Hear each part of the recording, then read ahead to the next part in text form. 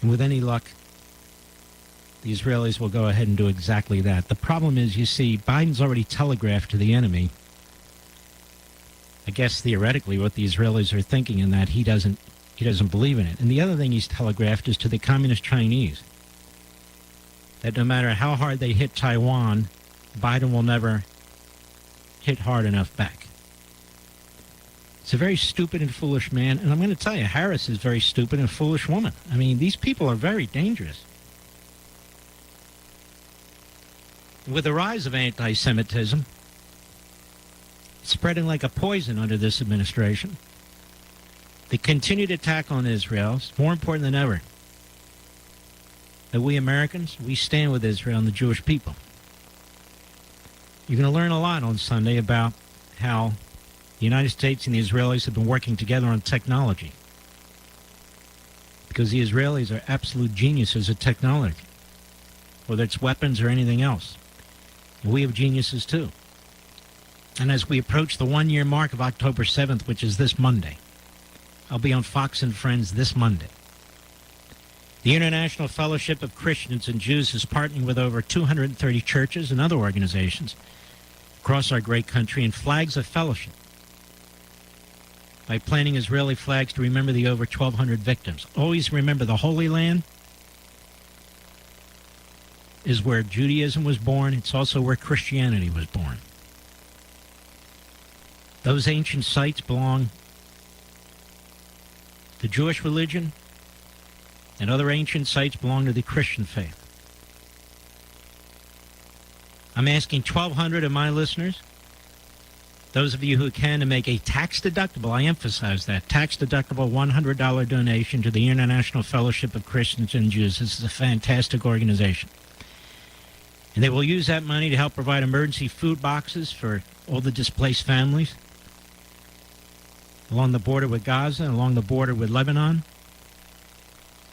These people need our support now more than ever. So to help the fellowship continue this urgent work, they get nothing from the government. To help the fellowship with this urgent work, please give them a call. Make your tax-deductible donation, whatever the amount. The number is 844-866-IFCJ. That stands for International Fellowship of Christians and Jews. 844-866-IFCJ. 844-866-IFCJ. And I want to thank each and every one of you in advance. And I appreciate this. This is from Just the News, John Solomon's outstanding site. John's quite the entrepreneur. He started his own news site, and it's a fantastic site. Citing the Center Square, 2 U.S. senators have joined together in a letter to the Federal Reserve Bank of New York and the Board of Governors for the Federal Reserve, demanding answers after a new report outlined the agency's failures in connection with the Central Bank of Iraq. Iraq has been effectively conquered now by Iran. See, the whole Middle East is being conquered by Iran, while Harris and Biden and Blinken and the other fools are in charge. So what's the result? The result was billions directed to Iran and its terror proxies. Just think of everything that's gone so horribly wrong in this administration. And the vice president wants a promotion. Senator Tim Scott, alongside Senate Banking Committee member Senator Mike Rounds, requested response by October 30. The letter comes days before the October 7 anniversary approaches of the attacks carried out by Hamas, Iran's terror proxy, on U.S. ally Israel. The letter was issued after the Wall Street Journal published a piece on Ali Gumlam, known as Friday night is Coyote Fight Night. Welcome to Roswell Coyote Football on 106.5 Roswell's Talk FM and online at ksbptv.com. Awaiting the snap. Dropping back to pass. We'll throw up the middle. It's caught. And that one's going to be Isaac Gonzalez for the touchdown. Touchdown, Coyotes. 20-yard strike. Luke landed right on the money, and Gonzalez did the rest. Tonight, your Coyotes are back home at the Wool Bowl, taking on the Panthers of Gadsden High. Coyote Football on 106.5 Roswell's Talk FM and online at ksvptv.com is presented by Amigo Machinery, Artesia General Hospital, Bob Reed Pest Control, Candlewood Suites, Central Valley Electric, Dion's Pizza, Salads, and Subs, Eastern New Mexico University Portales, and ENMU Roswell, Bergie's Plumbing and Heating, Moppin and Brown Dentistry, Pecos Valley Equipment, Plateau Wireless, Richland Dodge, Richland GM, Roswell Seed Company, Trustmark Roofing, Roswell Honda, Roswell Hyundai, Wakefield Oil, and Wakefield Oil Express. Now, a word from our sponsors. At Artesia General Hospital, we know it's early, but schedule your mammogram today and save. Call 855-RAD-EXAM and save 10% off mammograms scheduled through October, Breast Cancer Awareness Month. And get a refreshing drink discount from Kith & Kin in Artesia or Blue House in Carlsbad. We use leading-edge, FDA-approved Genius 3D mammography technology to deliver more accurate results faster and with more comfort. Women over 40 do not need a referral for yearly screenings. Learn more at artesiageneral.com/mammogram. Good evening, ladies and gentlemen, and welcome to the Dion's Pregame Show. Art Sandoval, Jeff Lynn, here in Week 7 of New Mexico High School football. Coach Lynn, good evening, sir. How are you tonight? I'm great. Man, I tell you what, I can't believe it's already Week 7 of New Mexico High School football. The Roswell Coyotes currently 4-1, ranked 3rd in the 5A classification. Coach, before we begin with this week's broadcast, I think it's a good practice that we go ahead and communicate and talk about our lower levels. Let's talk about the freshman group and let's talk about the JV. I'm telling you, the lower levels, the sub-varsity are really having a successful season. Talk about the freshman group and let's talk about the JV group, please. Yeah, no, the freshmen's having a real good season. They had a big game last week. They ended up beating Carlsbad. I think it was 20-8. And they've got one more Border Conference game here, and if they win that one, then they will be the champions of the Border Conference, which is a big deal for us. So excited about that group. There's a lot of good kids, a lot of good skill guys, a lot of good linemen. I think there's about 47 kids in that group. So real excited about that group. JV went out on Saturday and got a big win against our crosstown rival. I think we beat Goddard 54-6. Those kids really came on. We kind of went back and forth in the first quarter, and then they dominated the last 3 quarters. So real good day at the Wool Bowl for those kids. So our freshmen are 5-1 at this point, and I think our JV is 5-1 at this point too. So just super excited about the growth there. I'm seeing a lot of improvement in the freshmen, and I've really seen a lot of improvement in our JV. I'm really excited about those kids. So the future's bright here at Roswell High. Absolutely. So, well, sounds good, Coach. Let's recap last week's game. I know there was a lot of positive that went around. Homecoming weekend, we had a lot of people in town. Class of 74, 75, and 76 were in town. And I tell you what, it was just really exciting to see the Roswell Coyotes. I mean, I don't want to sound disrespectful, but the Roswell Coyotes could have put it away at halftime, and of course, you didn't do that, and I understand why. That lower-level sub-varsity players, they need to get those repetitions in order to be successful.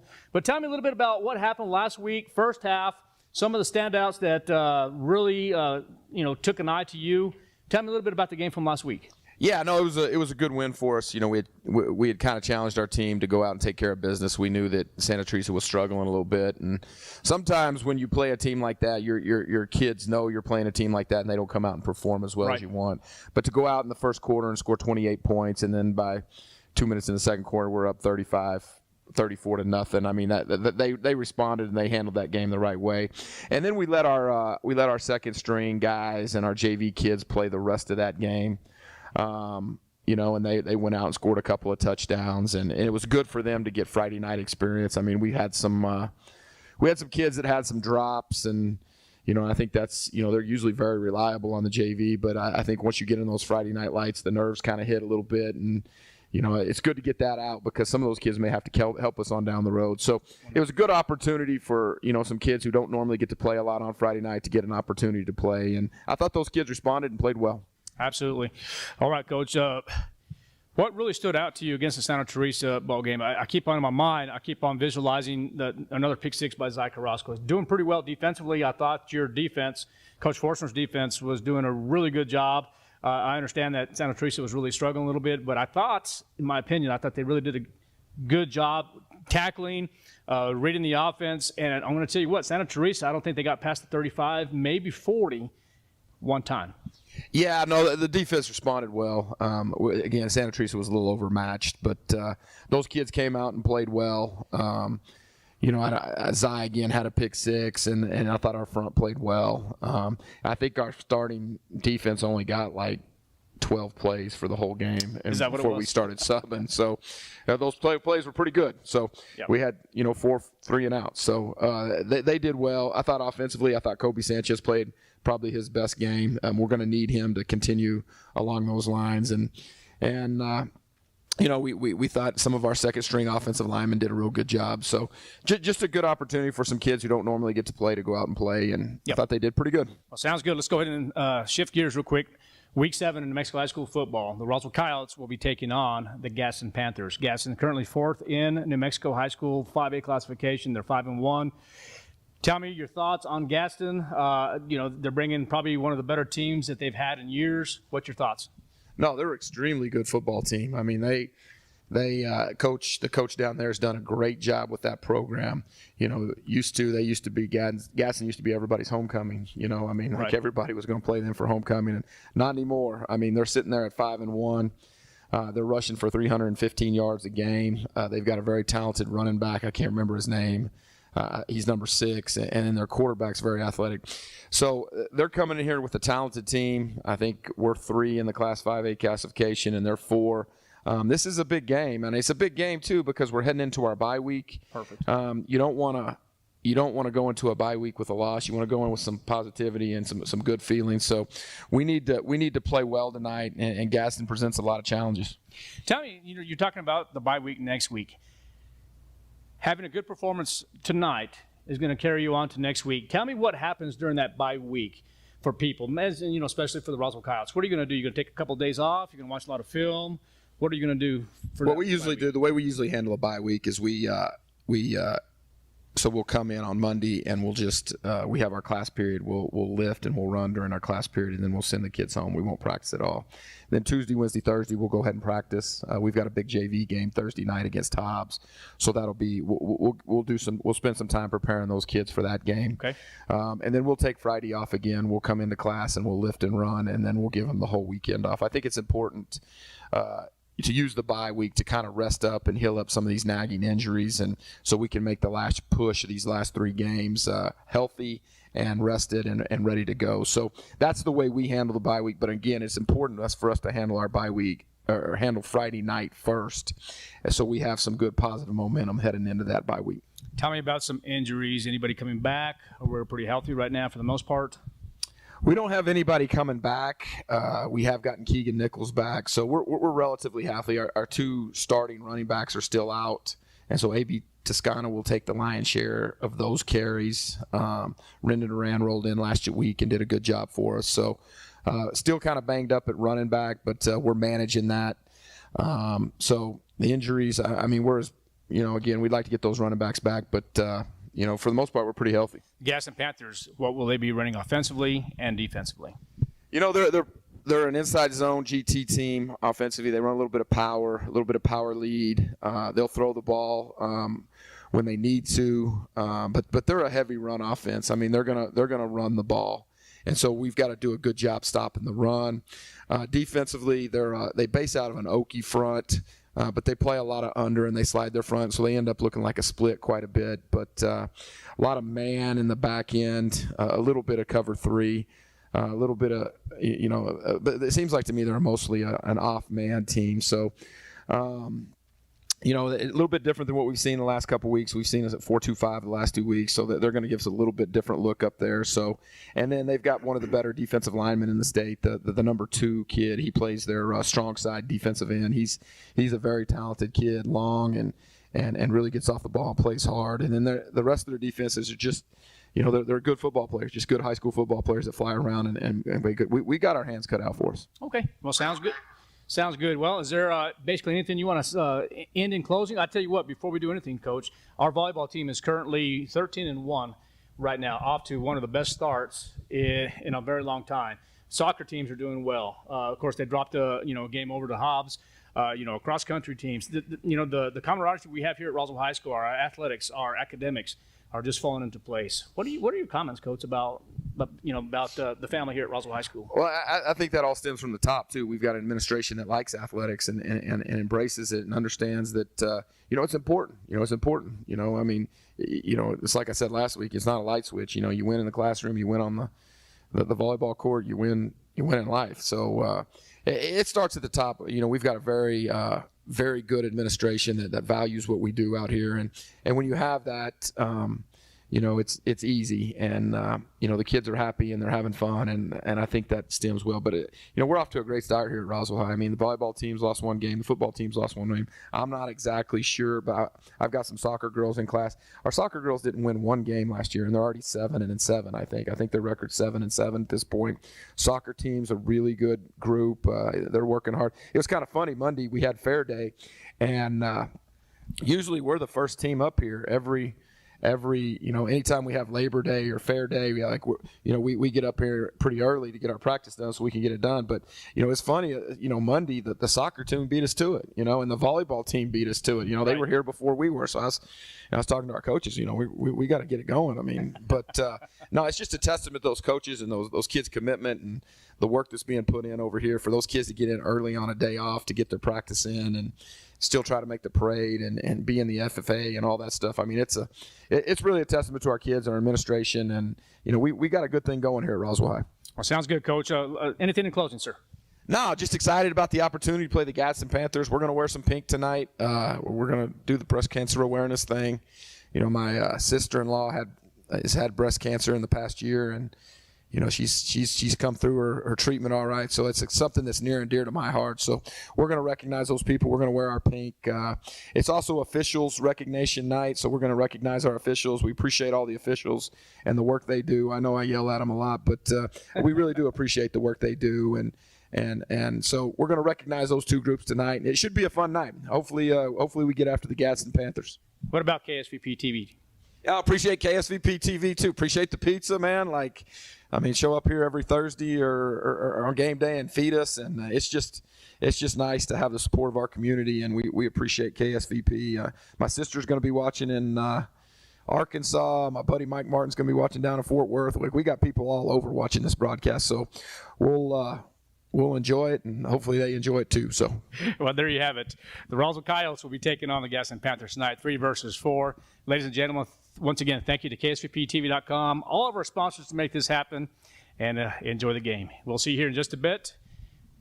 Tooth or several teeth? A dental implant may be the ultimate solution. Implants look and feel so much like real teeth that you probably forget you have an implant. Maupin and Brown Dentistry is one of New Mexico's most experienced implant providers, with literally thousands of implant patients who are absolutely delighted with the results. Call Maupin and Brown today for an evaluation. You'll be surprised how affordable implants can be. Maupin and Brown, your choice for experienced, state-of-the-art dentistry.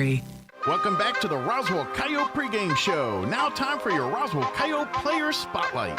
My name is Kevin Ramage. I'm number 32. I'm a junior. I play strong safety. I'm involved in football and golf.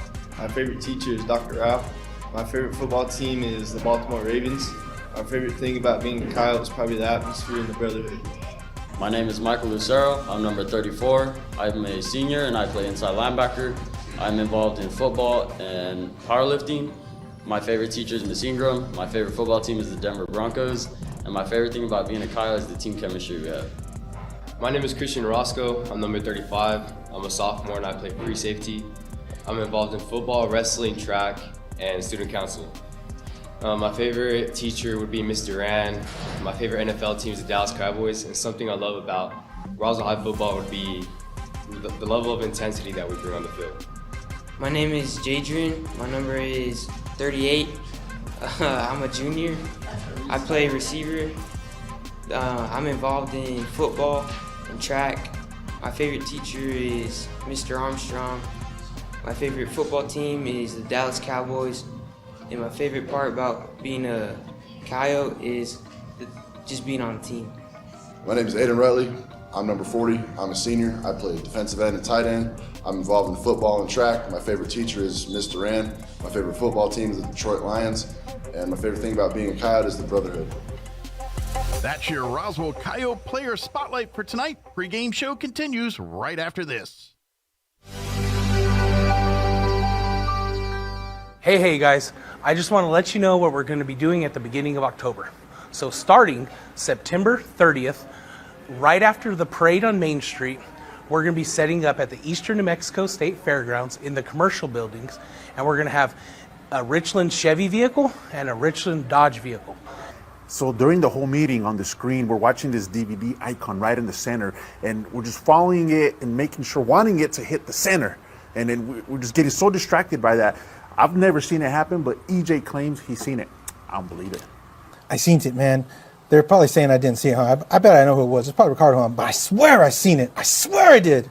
And while we're there, we're registering customers to win one of these Power Wheel Trail Bosses. Dodge will be giving away a Power Wheels Jeep. So are you guys excited about being at the Eastern New Mexico State Fair? Yeah!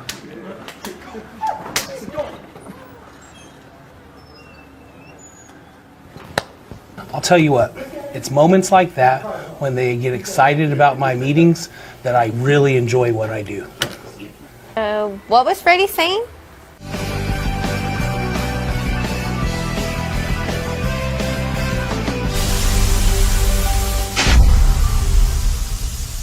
Chill in the air.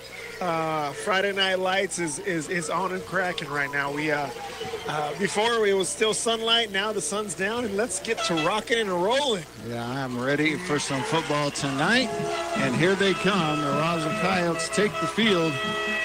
As I said, give me the chills. It gives me the chills every time. I love it. I love that every time they come out. They are facing off, as we said, against the Gadsden Panthers, a very good football team, the number 4 ranked team in 5A according to the coaches poll, the number 4 ranked team according to Max Preps, and the number 5th ranked team according to New Mexico Preps. So this is a solid opponent, tough district opponent.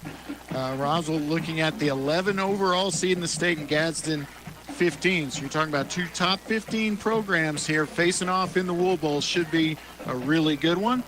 Talk about the Gadsden Panthers first. They're going to be led by quarterback Adrian Munoz. He wears number 1. He's a good running quarterback, can throw the ball a little bit as well.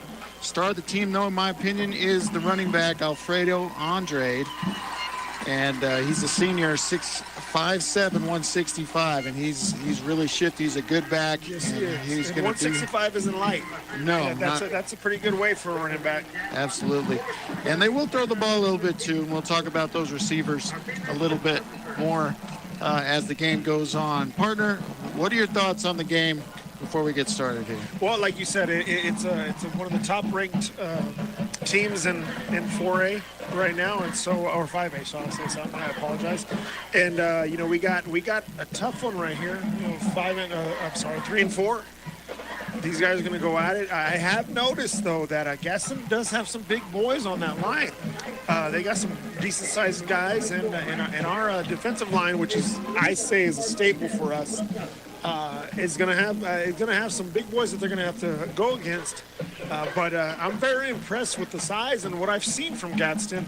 But maybe I'm hometown and over here, but I still see us Coyotes coming away with a victory. Yeah, I agree with you there, partner. How did Gadsden get here? Well, they are, as we said, 5-1. They are 2-1 in district play with victories over Mayfield and Goddard. They beat Mayfield 28-20 by just a touchdown at home, and beat Goddard pretty badly at home, 34-0. Lost to Artesia in the Bulldog Bowl in between those 2 games, 57-38. But you're putting up 38 against Artesia in the Bulldog Bowl, and that's saying something. This is a quality team. They've blown out their other 3 opponents. Not just a ton of competition there probably, but this is a good team. This is going to be a good game, and we'll talk about. I'll give you the starting lineups on offense and defense as those teams take the field, because we are ready for kickoff here on a beautiful night, 79 degrees at game time. Once that sun went down, it turned into hitting weather. Yes, sir. And here we go. It will be Frankie the Leg Lara kicking off. He's going to angle that towards the sidelines and out of bounds, so that's not what you want. Steven Morales, no chance to return that one. That will come out to the 35-yard line, and that's where we'll see the Coyote defense on the field first. Going to start with cornerback number 5, Bubba Marujo. He's a 5'6", 150-pound senior. The other corner is going to be Isaiah Aranda. He is a 5'9", 155-pound senior. Up front, you got number 8, Mason Greathouse, 6'3", 200, senior. Noah Lynn is one tackle, 6'3", 265. He wears 71. Dominic Silva, the other tackle, number 50, 6'2", 200. The other end is Aiden Rutley, number 40. He stands 6'5", 240. I'll get you the secondary in a moment. As Gadsden will run the ball to Andre to start things off. And pretty good. Keegan and Carrasco on the tackle coming in late. Yeah, I would say Keegan there first. Yes. And we're talking about, of course, Keegan Nichols, number 7, the Sam linebacker. He stands 6 foot, 180-pound senior. Joaquin Bolaños is the middle linebacker, number 11, 5'11", 195-pound junior. And Mikey Lucero is the will linebacker. Ironically, not the Mike linebacker.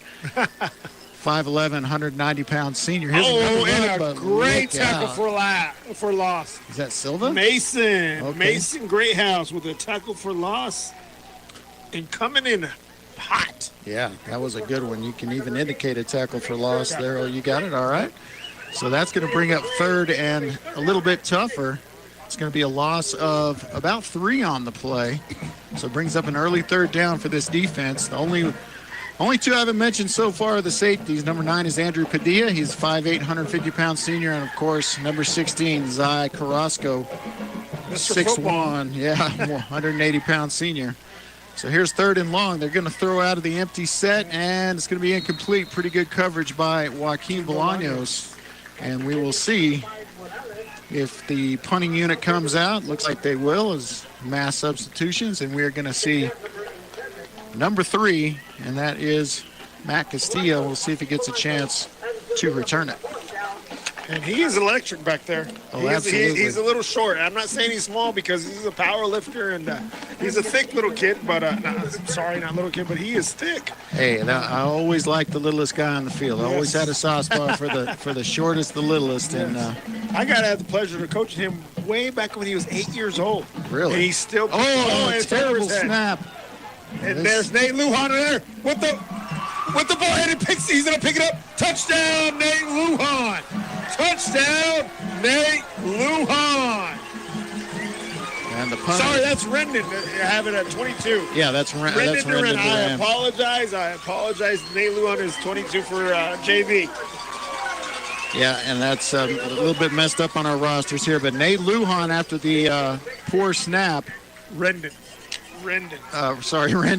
Rendon Duran. We're going to make sure credit where it's due. Rendon Duran getting in there, applying the hit on the punter after the bad snap, and then scooping it up for the defensive touchdown. And punter shaking up on the play. I didn't even see the number on the punter. We'll get that for you momentarily, but what a start for the Roswell Coyotes. Just exactly what they needed. Looks like they might be going for 2 here. Maybe not. They may just kick it. I take it back. I saw some of the big dogs out there, but I realize they are on the extra point team as well. So they tend to the punter. Hopefully he's okay. He did take a pretty hard shot from Rendon Duran. And Rendon is one of the quickest guys on the teams, and he was back there in a hurry and definitely did not give him a chance to. Once it went over his head, he did not get a chance to get that up and out, and he made a hit and picked it up and scored. Yeah, so scoop and scores, what we like to say. So what number is that? Number 8. Number 8. So that's Daniel Bustillos Jr. as a senior, off on his own power, limping a little bit, he but is limping. Yeah, looks like he's not hurt badly, thank goodness. And we don't want anybody hurt this entire game. No, Either of course side. not. Either of course side. not. All right, so here's Frankie the Leg looking to make it a 7-0 ball game. Kick is up, and it is. Oh, it is high.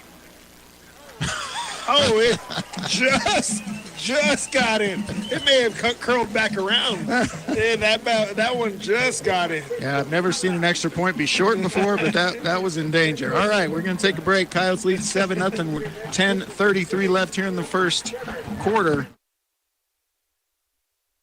065, Roswell's Talk. Good afternoon. I'm Steven, Uncle Savings View Seal, and welcome to Roswell Hyundai. Listen, today we've got wonderful vehicles out here for sale, and listen, let me tell you something. If you find this golf ball sitting in any Palisade during your test drive this weekend, we're giving away $25 million in cash. No, I told you we can't do that. Cut. Let's do this again. Then I don't understand we're making this video then. I told you we can't do that. Refi with Hyundai. Roswell Hyundai, 1909 West 2nd, a proud supporter of Roswell Coyote Sports. All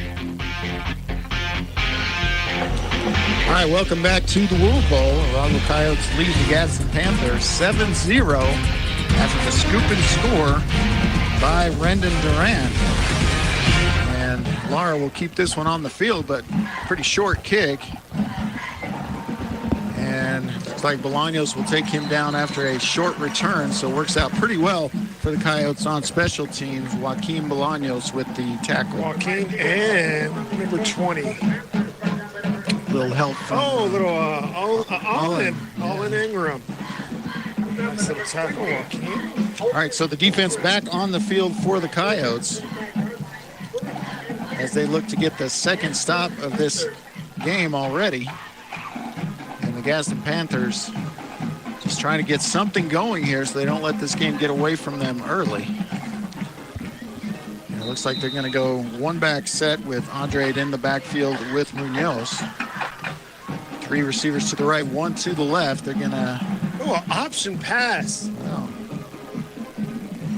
And Zai coming up and making a good tackle. Yeah. Now, was that a tackle for loss? Did he get him behind? Well, we'll see the spot. Looks like they're going to give him the line of scrimmage, so it's going to be no gain. And Zai Carrasco making his presence felt. It was strung out nicely by Keegan Nichols. Sorry, I want to keep wanting to call him. That was a different type of play. It was a read option to a pass. To a screen, to a screen. There, not just a pass, a screen. You're right. Yeah, that was interesting. Yeah. But it is going to bring up second and long from the 25-yard line. Now two backs back there with Munoz.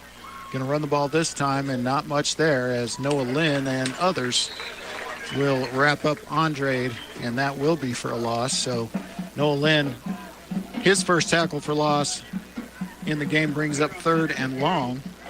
As we see Nicholas Anaya checking in, probably for a passing down. They will bring Borrego out. So they'll go to a three-man front. And that still is a chore for the opposite offensive line to go ahead and try to block those three. That three is a stud duck threesome right there. Absolutely. In fact, Greathouse isn't even out there right now. He's getting a break. Oh. Bolaños also getting a little breather. Here comes Rutley, though. He's going to go across the middle. Intercepted off. Keegan Nichols. Keegan Nichols with the interception. Yeah, this is the kind of defense that we've been used to seeing from the last couple of years. I agree. And this year it's been okay, but maybe not up to some of the higher expectations for some people. But boy, against this very prolific Gadsden offense, they've been excellent. Yeah. So now the offense on the field. I'll get you those starters here momentarily. Deep in Gadsden territory. Oh, going empty set right off the bat. Let's see if they take a shot down the field. They are at the 35-yard line after the pick from Keegan Nichols. Option, and Palomino will pick up about 5. So it's going to be Jacob Palomino, the quarterback, the 5'11", 165-pound senior, number 10. Behind him is going to be A.B. Toscano, number 25, 5'7", 160-pound senior running back. And Nathaniel Lujan, number 24, the 5'6", 155-pound junior fullback.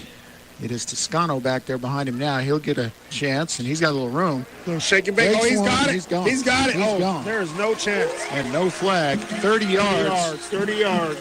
For A.B. Toscano. Not touched once. 30-yard run and didn't even come close to being touched. The closest guy with him was about 3 yards away, Coach. Yep.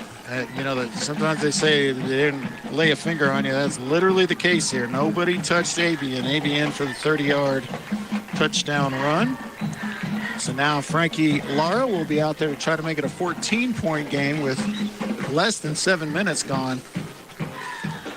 It is up and much better this time. This one was a little bit longer. It is good. A little bit longer. All right, Coyotes lead Gadsden 14-0. Thanks for tuning in to Coyote Football on KSVPTV.com. We'll be right back after this. Now's the time to get a great deal on select Kubota compact tractors. The LX Series is part of the #1 selling compact tractor lineup in the U.S., built with premium features and the comfort and versatility to make your land your own. Stop by your local Kubota dealer today. Right now, bring home select Kubota equipment for 0 down, 0% APR for up to 84 months, or save up to $2,300. Now through September 30th. See us or go to KubotaUSA.com for full disclaimer. Visit your local Kubota dealer, Amigo Machinery at 2801 Southeast Main Street in Roswell. Welcome back to Wool Bowl on a gorgeous night here in Roswell, New Mexico, and the Roswell Coyotes playing like contenders tonight, partner. Yes. Gadsden. And they may have had bus jack. Yeah. Jet lag or right. bus lag. There you go. Bus lag. Well, they better wake up soon, or this will get away from them. And here will be number 5, and looks like Mikey's got a beat on him. He does, runs him out of bounds. That's Steven Morales with a pretty decent return of about 10 yards. They'll start at their own 25-yard line. And the Coyotes scoring so fast, I still haven't been able to say all the starters. But we'll get to those, don't worry. Either side. On either side. So 14-0 here. 8:01 remains in the first quarter. Coyotes, after blowing out Santa Teresa last week, off to a great start here against the Gadsden Panthers. And it looks like Gadsden is going to go to the air here on first down, as they've got an empty set. 3 to the right, 2 to the left. And it will be Munoz back there from the shotgun. He's going to look left, and he's in trouble. Noah Lynn all over him, and he just has to throw that one away. And I'll tell you what, Noah was in there like if nobody was even blocking. Yeah, that was great pressure by Noah Lynn. Noah Lynn, one of the second leading tackler on the team so far this year, behind only Zy Carrasco, I believe. Zy's had a great year so far. Well, absolutely. He has absolutely been a dominant player on this Roswell High Coyote team. All right, 2nd and 10. This time one back with him. He'll hand him the ball. He's got a little room, but that closes up quickly as Bolaños was all over right him. There. And then a host of Coyotes. Yeah, cleaned up a little by Zy Carrasco, but it was Bolaños forcing him down after a decent gain. It's going to be 3rd and 6. But the Panthers in desperate need of a first down here and just keep the chains moving and keep the Coyote offense off the field.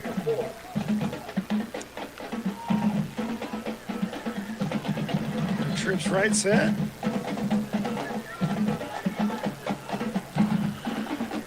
All right, from the shotgun to the pistol. Going to look left to those 3 receivers. Going to throw to the sidelines, but out of bounds. 4-2 over there. We got 4 counts to 2 Gadsden Panthers. Yeah, just nowhere to go with the football, and probably wise just to throw it out of bounds, and that will bring that punter, if it's the same punter, back out on the field. Let's see. It was number 8. Number 8. That was Bastillos. It is now. It looks like number 10 is coming in. Okay, so that is going to be the backup quarterback, Kelly Stevens, big 6'3" senior. Now, we got to be careful. I know it's early in the game and we're deep in their territory, but with a quarterback back there, you always got to be leery. Yeah, because it's short down in distance here. It's not a bad time to go for it if he sees a little something. But we'll see. It looks like he will kick it, and not bad. Returnable, though, as, well. Oh, and he picks it up on the bounce. Uh-oh. There goes Matt. A little shake and bake. There we go. Yeah, so what are we going to give him on that? 20-yard return, 22-yard return. And another injured Panther on the field. So that'll give me time to go over this offense. Went over Palomino and the backs. Let's go over receivers. The one wide out is going to be number 4, Colby Sanchez. He's a 5'8", 150-pound junior. And the tight end is going to be number 14, Noah Estrada. He's 5'10", 175-pound junior. On the line up front, left tackle is Isaiah Trujillo, number 79. He's 5'10", 260. C.J. Kennard is the left guard, wears number 74. He's 5'9", 285. He's a junior. Matt Avitia is the center, number 54, and the long snapper. He's 5'8", 200. He's a senior. Daniel Chavis Gonzalez wears number 72. He's the right guard, 5'10", 260. He's a junior, and we do have our first penalty of the game. Looks like a hold, perhaps. Oh, no, that's got to be worse than that. And Ethan Lopez, the right tackle, 6', 250-pound senior. That's the big boys up front. And the Coyotes have the ball at their own 33. This is their worst starting field position. Let's see what Palomino and the offense can do here. They've got the pistol with, looks like A.B. back there with him. Castillo in motion. They hand him the ball. And he's going to get... 2 yards. And that is actually a pass because it is right. 4. And I would say more like 3. Okay. So... Oh, wow. Look at that. 4. Got the good spot. So it will be the first completion, I believe, of the game for Palomino. Matthew Castillo with 4. A little forward lateral. Legal forward lateral. And I haven't corrected. I was saying that was Nate Lujan with the pickup and score. It was Nate Lujan with the pickup and score, not Rendon. And now Palomino will take it himself. Got a little room, and he gets popped. He gets hit hard. Number 7, Silver Morales. That's after a 6-yard carry, though. Yeah, it's going to bring up 3rd and about 1. So, they gave it to us. No, they gave it to us. It's 6 yards. All right, so who scored the touchdown? Nate Lujan. Okay. Nate Lujan. Okay. Make sure we get that right. All right, first down for the Coyotes at the 43-yard line. They're going to go with the familiar pistol formation in tight with everybody but one wide out. Oh, and we have Zy Carrasco with the... We've got the big dog package. The big dog. With a stiff arm. I'll tell you what, that's going to be a 2-yard gain, and that's the least successful. That's the first time I haven't seen him going for 10 or more, unless it's a touchdown. Right. They've had a couple of 5-yarders, and 2 of those went for touchdowns, but that's the least successful big dog play we've had all year. But we didn't see any of that last week. We're going to see a little this week. All right, so they're back to the regular starters out there. Castillo in the slot. Looks like Colby Sanchez out wide. And they're going to option, roll out. He is open. Oh, he is wide open. Oh, how open do you have to be? Oh, did they give it to him? Did they give it to him? No, they did not. They did not. I'll tell you what, and that's a touchdown if Palomino can just get him the football on that green side of the sideline. My goodness. We had Noah Estrada wide open on the deep play side, and then on the back side we had AB running free. So he had opportunity to score right there. Both of those guys. Right. It's going to bring up 3rd and about 7. Perfect play, just didn't execute the pass. Nearly got him to jump there, making it 3rd and short. Plenty of time on the play clock for Palomino as it looks like he's changing the play. 5:21 left here in the first quarter, 14-0 Coyotes lead. Here's the snap. Palomino's looking. Oh, Nelu. Yep, great catch. It's going to be close. They're Acrobatic. they're going to give him a pretty good spot, and it's going to be close. I thought he was about a yard short. They may have to measure. Where's the spot? We're looking at 7 for sure. Yeah, they're going to say short, and I think it was a generous spot anyway. So it's going to be 4th and inches here. So will they bring in the big dogs for this? They do not. I think they're going to just let Jacob push forward with this. So Castillo, the 5'4" Castillo replaces the 6'3" Luke Lynn. And if they go under center, just expect Palomino to push forward behind the big boys. Tush push, there it is. Yeah, and he'll get it easily. He's going to gain about 3, 2, maybe 3. You call it out to me, partner. Okay. What is it? 3 yards. 3 yards. Sounds good. First down, 3-yard gain.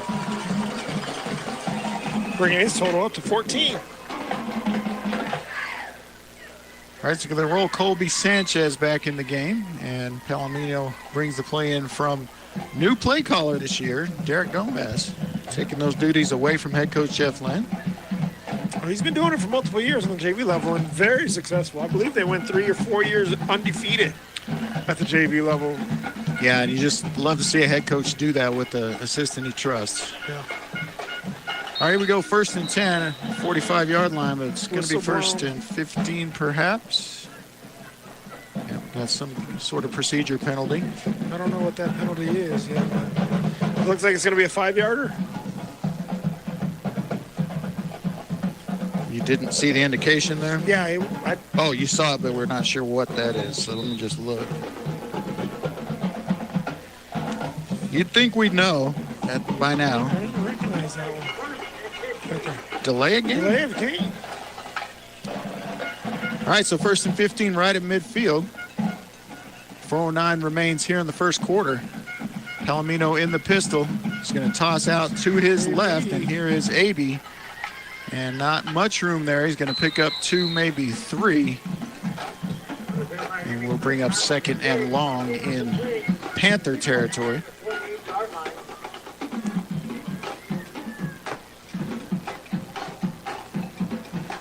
Yeah, Panthers desperately need to stop the Coyotes here. I mean, you just can't let a game like this get away from you.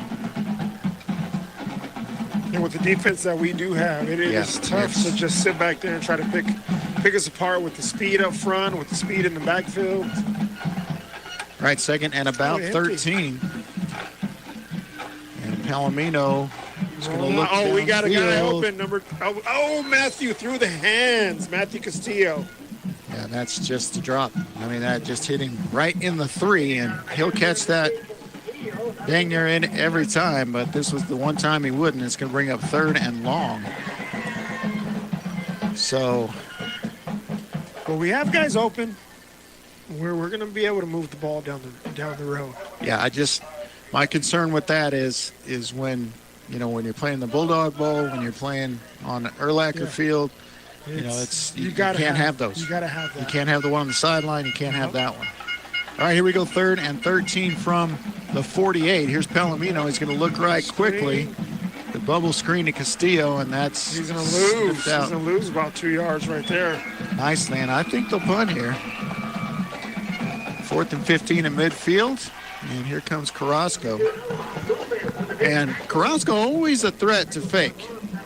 Yes, and this is not a bad spot to do it. Well, but it is a long way to go. Except for the down and distance, correct. So I expect him to kick this one. He was blasting them in pregame. But never say never with the fake. High snap. He is going to let it go. Oh, spiral. And if that one checks up. Oh, and did he touch it? Did he touch it? Apparently not. They are indicating touchback, and that was dangerous for Gadsden. You got to let that one go. That was a 50-yard punt. Am I calculating that right, Parker? Yes, a 50-yard punt, but it will only net 30. Oh, there we go. But that's all right. That pins them back at the 20 with 2:27 left here in the first quarter, and the Coyotes leading 14-0. Shout out to my partner who is out in the wilderness stalking right now. There you go. He needs some delicacies for the freezer, so yes. I gave him permission to go. All right, here we go. Here's a little screen, and breaking one tackle, but not the second or the third. We have Mikey Lucero on the tackle with his eye, it looks like. Well, oh no, Aranda? Aranda, yeah.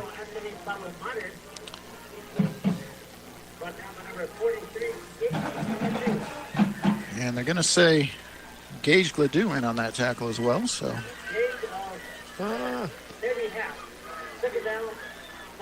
So they're rotating quite a few people early in the game here.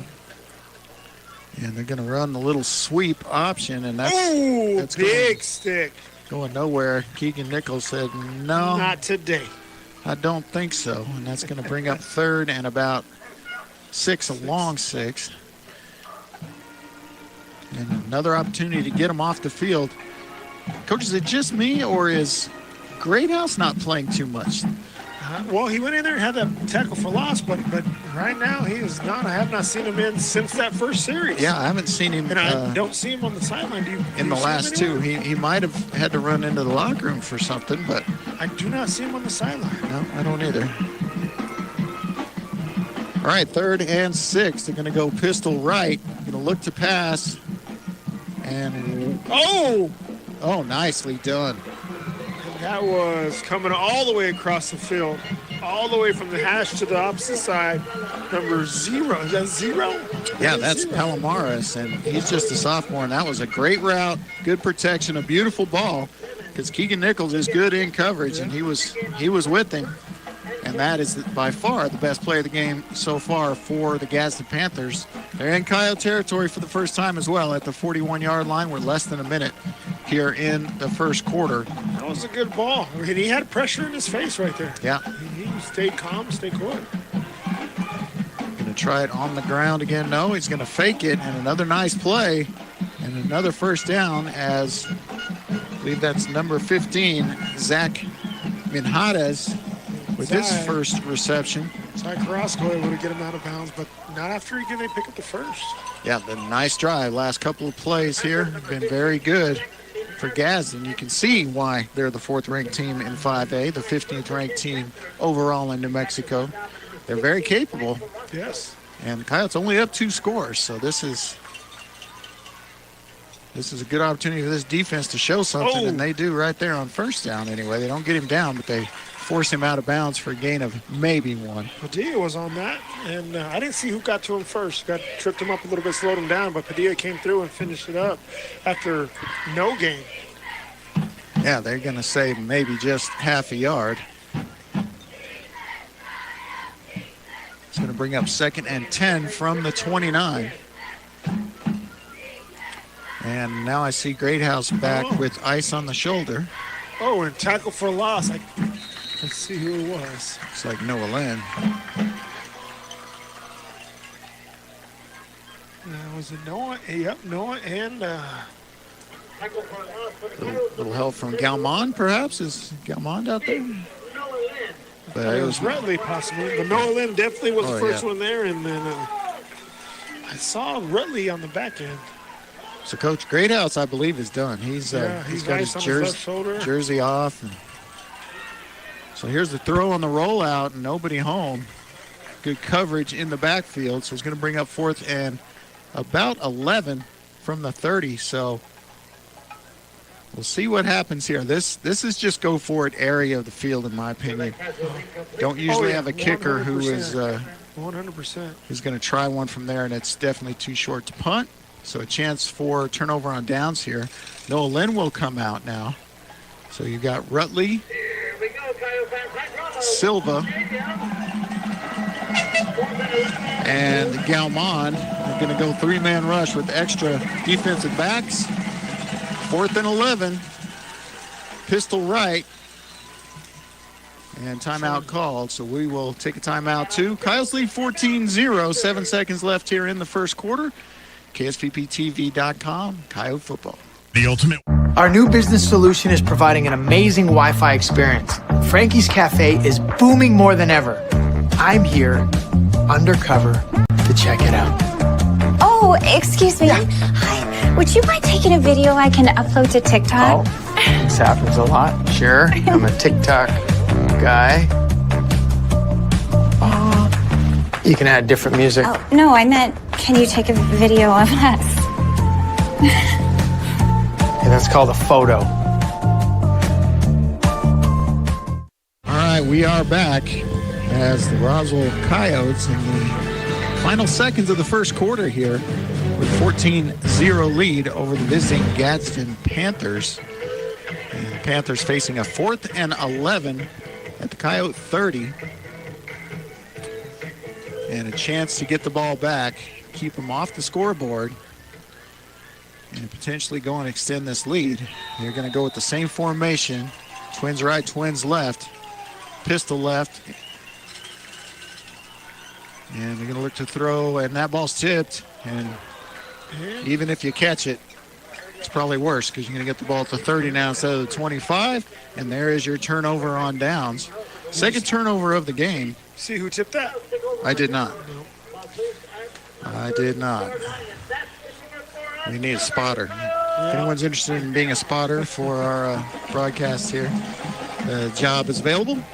All right, so there is the second turnover of the game as the Coyotes got the scoop 6 on the first possession of the game, and now they get the turnover on downs. They'll start at their own 30. Looking to add to this lead with 1.9 seconds left here in the first quarter, so we're about to take another break. And they're going to run the first action when Castillo. Boy, he's fast, isn't he? He's got the corner. Yes, oh my goodness. Cuts it back in, and that's a big gain all the way to, that's a 25-yard gain. 26. No flags, 26. You are correct, as they spot the ball at the 44-yard line. And that's where the second quarter will begin. They won't have far to go to switch sides. Coyotes lead 14-0 after one. We'll be right back. Picture this. You're behind the wheel of a John Deere compact tractor. You're effortlessly breaking ground, moving piles of rocks just by moving a lever, and enjoying the sun as you clear brush across your pasture. We could keep trying to put you in the moment, but to really understand what this feels like, you just have to get in the seat. Stop by Pecos Valley Equipment in Artesia and Roswell, or visit us online at pecosvalleyequipment.com.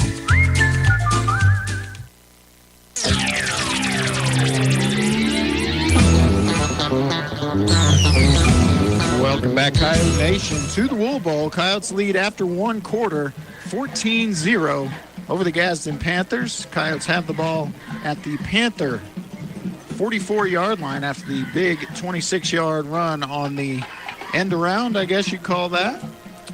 Could be a reverse also. Could call it a reverse, sure. But it was... Matthew got the ball about 15 yards behind. Yeah. The line of scrimmage, so he ran about 30 to 40 yards right there to get that 26-yard gain. So fast and so hard to get down. All right, and it looks like maybe changing the play is Palomino from the pistol. Now he's going to move. Looks like Renan Duran in motion. Nate Lujan. AB with the shake and bake. Toscano with good hard running there, which he's done all season long. We're going to give him 4 on that.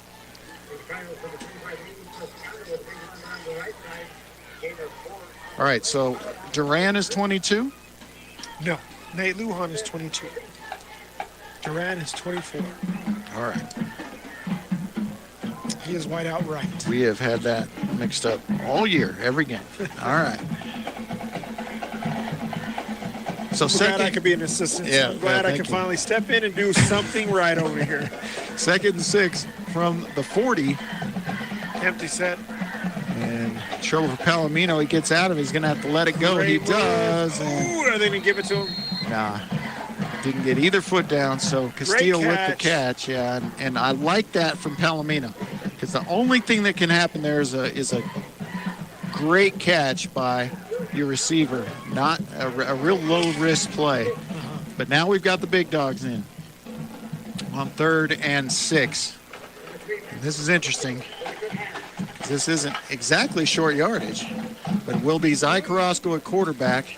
Got all the bodies to the right. Unless they go in motion, they won't, and he will follow. Oh, he's going to get it. He's going to get a whole lot more as he heads down the sideline, turns on the Jets, and Zy Carrasco in for the 40-yard. Go get it. 40-yard touchdown, Zy Carrasco from the big dog package. And I'll tell you what, ran away from the big dogs that time. Followed the lead block of Joaquin Bolaños and then just relied on his athleticism. Well, let's not forget the old Bo Jackson stiff arm that he got on the guy. I tell you what, my shout out to my dad. He used to do that with my kids when they were, little. Just push them off by the face, and that was the old Bo Jackson stiff arm. A little offsides coming from the defensive side. That was fun to watch. That was a fun play to watch. 40-yard rush. I'll tell you what. Do you go for it here? Half the distance now? Go for 2? I say yes. Well, I would too, but they're Luke not Lynn going right to. there.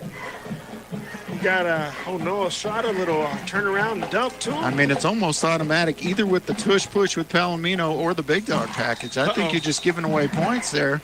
Oh. And especially when you don't get off the upright. Not the upright, the bottom base. We got the... it didn't reach it. It hit the crossbar? It hit the bottom, yeah. So that's 2 that, okay. Yeah. All right, so the Coyotes' extra point attempt is no good. They lead 20-0. We'll be right back. KSVPTV.com.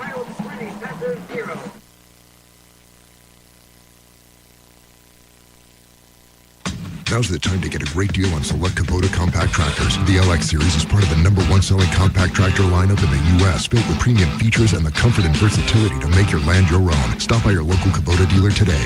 Right now, bring home select Kubota equipment for 0 down, 0% APR for up to 84 months, or save up to $2,300. Now through September 30th. See us or go to KubotaUSA.com for full disclaimer. Visit your local Kubota dealer, Amigo Machinery at 2801 Southeast Main Street in Roswell. Welcome back to the Wool Bowl, Coyote Nation. Coyotes lead 20-0 where 10:57 remains here in the second quarter. On the 40-yard run by Zy Carrasco out of the big dog package, and that was even missing one of the big dogs in front of him in Mason Greathouse. There's a little pop-up kick to about the 28, and short return, well, pretty. Mikey. Oh, was the ball out? I thought it was, but Mikey Lucero with the tackle. Not the first one there, but he was slowed down enough, and Mike made sure that he definitely got him. All right, so this defense will come back on the field, and it's looking like Galmond is getting the bulk of the reps here for Mason Greathouse. Greathouse with his jersey off, his shoulder iced up with the plastic there, so we will not see Mason Greathouse for the rest of the game. He's in good spirits, but he is done for the next 2 weeks as we have the bye week next week. And here is... Uh-oh. Oh boy, that's a great run. There's a lot of laundry on the field right now. We have 2 flags showing. Yeah, that's coming back. It is coming back. So Andre, so we got the hold on the offense, which they will obviously take. But we did see a little bit of the shake and bake. Yeah, Andre's he's the real deal. He's a good running back. I got the numbers right here on him. He for the season, 135 carries for already over 1,000 yards, a 7.7 average, and averaging 174 yards a game. Wow. He scored 12 touchdowns this year. This kid is the real deal. I mean, he is the real deal at running back, so they've got to really be aware. They've done a great job on him so far, but you see what he's capable of on that open field. On that play. Yes, sir. But instead, it's going to be 1st and 20 from the 21. So Coyotes, depending on how you look at it, caught a break, dodge a bullet, whatever you want to say. Time it uphill right now is Gadsden. They have to go uphill. It's a tough one. Yeah, and I think they'd really like to run the ball a lot more than they are right now, and it's still early.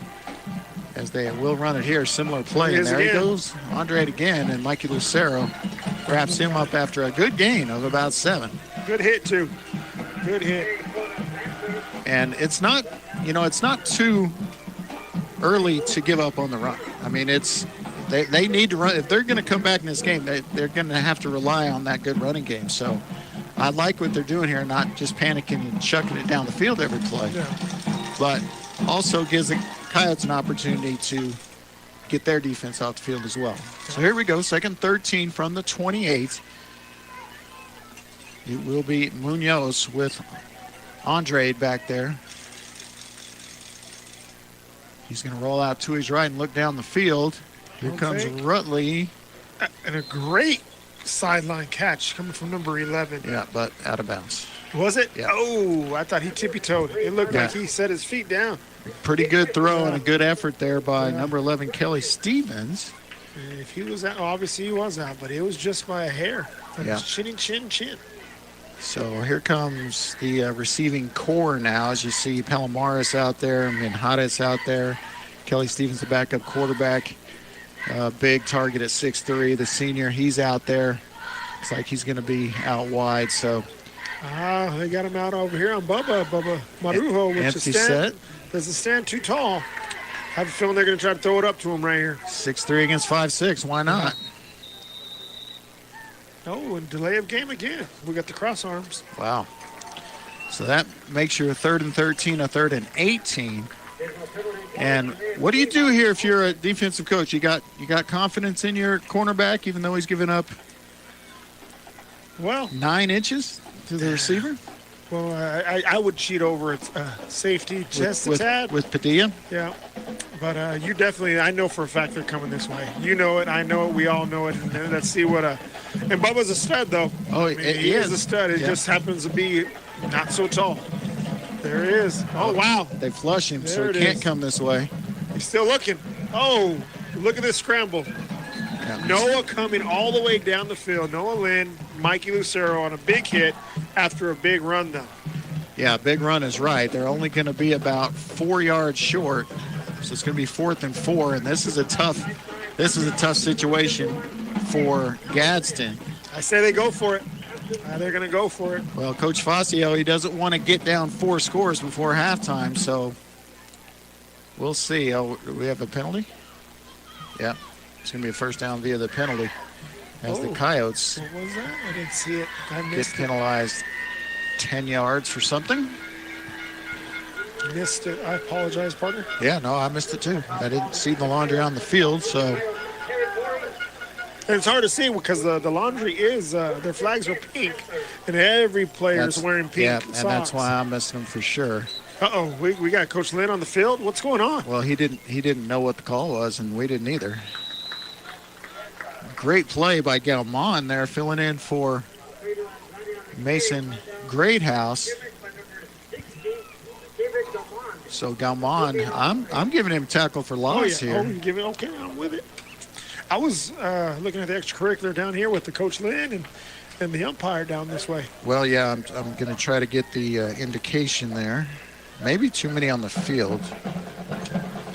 Or maybe they're giving him a sideline warning now. Let me just look. Unsportsmanlike. Oh, we have a guy wide open. Oh, that's a nice play. Munoz. Carrasco and Noah Lynn running them down.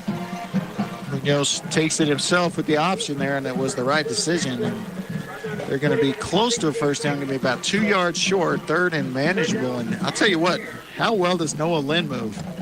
He may be big, but he is definitely limber. That is for sure. They list him 6'3", 260.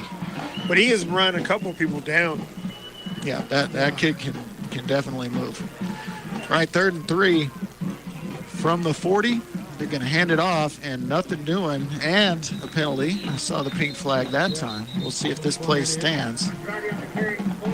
Keegan was the first on the tackle. I didn't see who else was there. Keegan Nichols was first. So it will be a hold, and they will back him up 10. So we'll play 3rd down over, play 3rd and 12 instead of 4th and 2.5. Great play by Nichols, as you said. You know, I'll tell you what, Andre has only got loose that one time, and there was a hold on the play. So, I mean, this defense has held this rusher, who, again, has 1,000 yards of rushing and 12 touchdowns already. Yes. Averages almost 8 a carry. I mean, he hasn't done a thing tonight.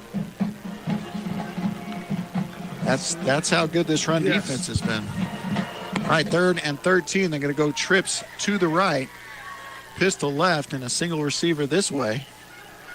Dropping back, here comes the pressure. And another INT coming from Zy Carrasco. Shake and bake. This one may be going hot. This one is going all the way. Yep. Pick 6. Hands up, everybody. Hands up. And that is 45-yard INT to touchdown. 65. Yeah. Sorry, I apologize. Right? 65, yes, sir. 65 interception to the house. Zy Carrasco with his 5th interception of the season already, and he had one called back. But that will be a 65-yard interception return. I just checked my phone, and that was a house call. That was a house call, I tell you what.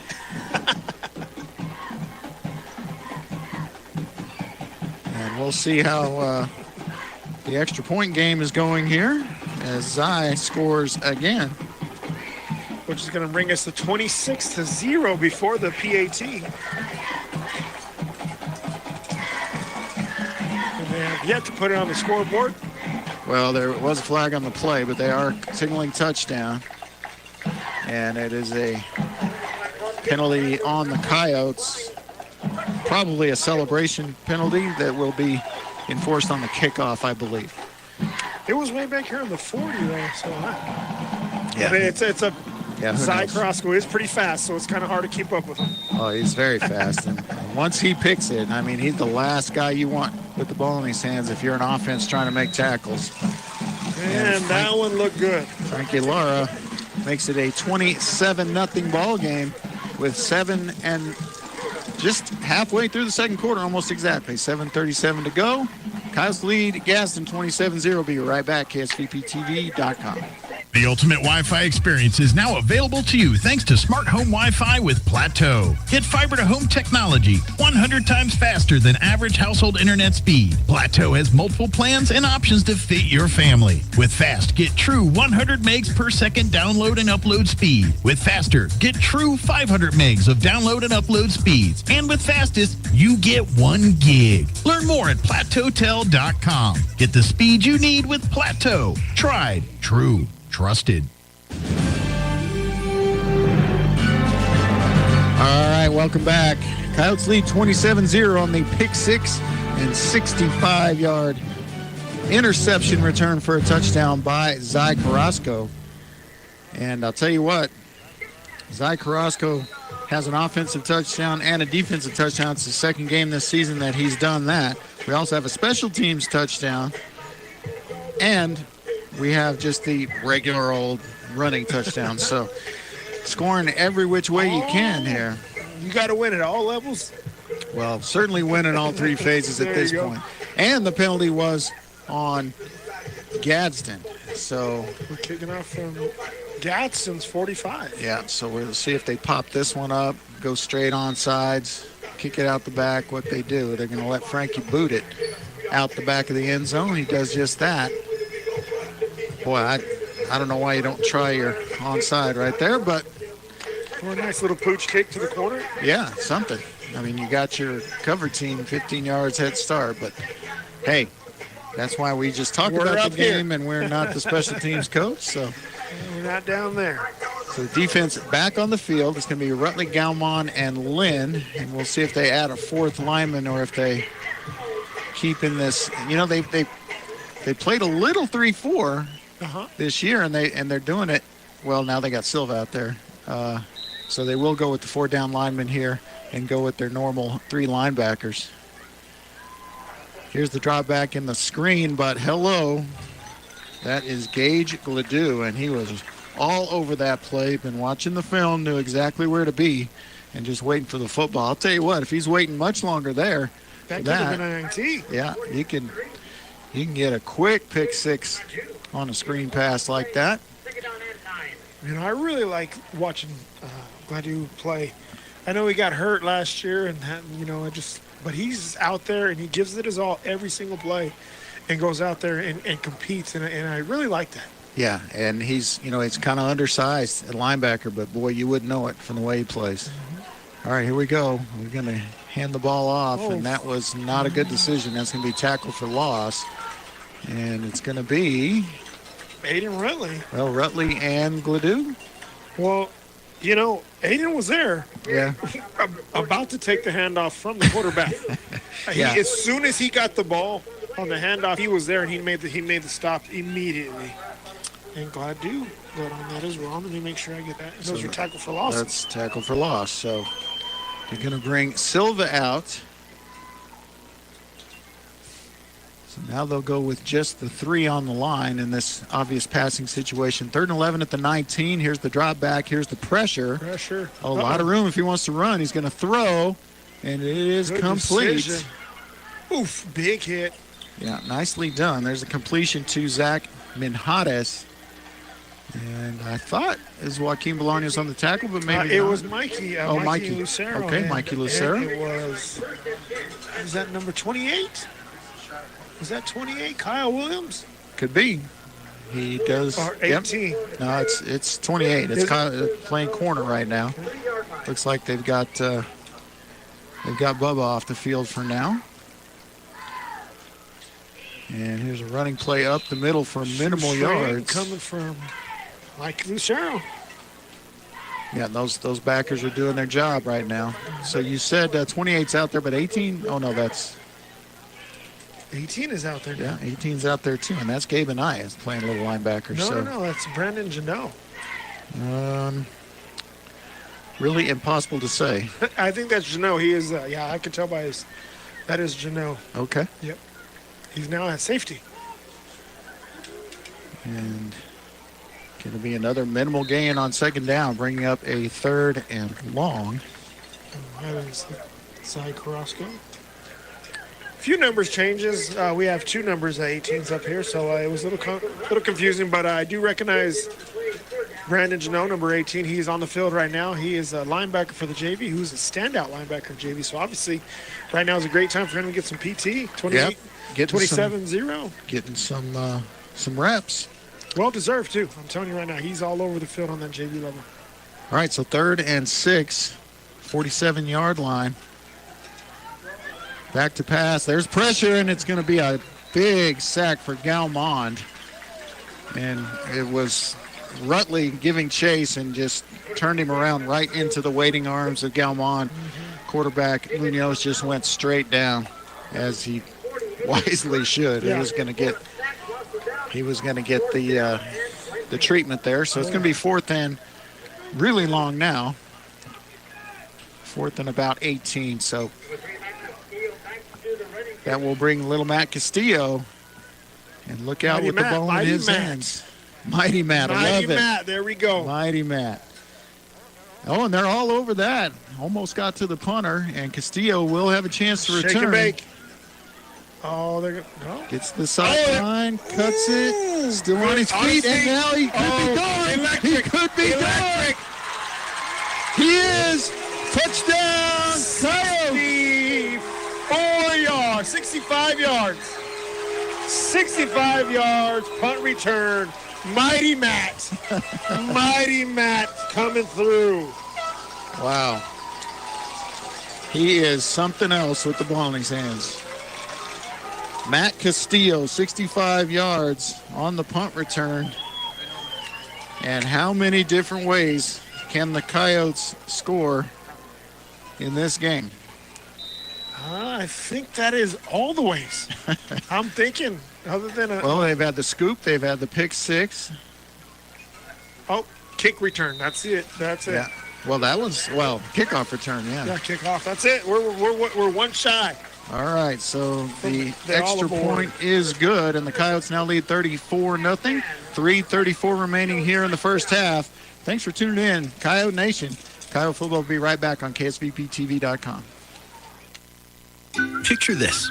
You're behind the wheel of a John Deere compact tractor. You're effortlessly breaking ground, moving piles of rocks just by moving a lever, and enjoying the sun as you clear brush across your pasture. We could keep trying to put you in the moment, but to really understand what this feels like, you just have to get in the seat.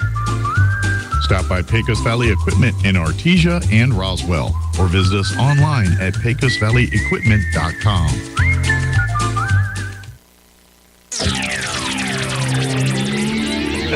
All right, we are back. The Coyotes have scored 5 touchdowns, 4 different ways here in the first half. They lead Gadsden 34-0 from the Wool Bowl in Roswell, New Mexico on a beautiful fall evening. You got the dance team out here doing their thing, got the cheerleaders out here doing their thing, got the student section.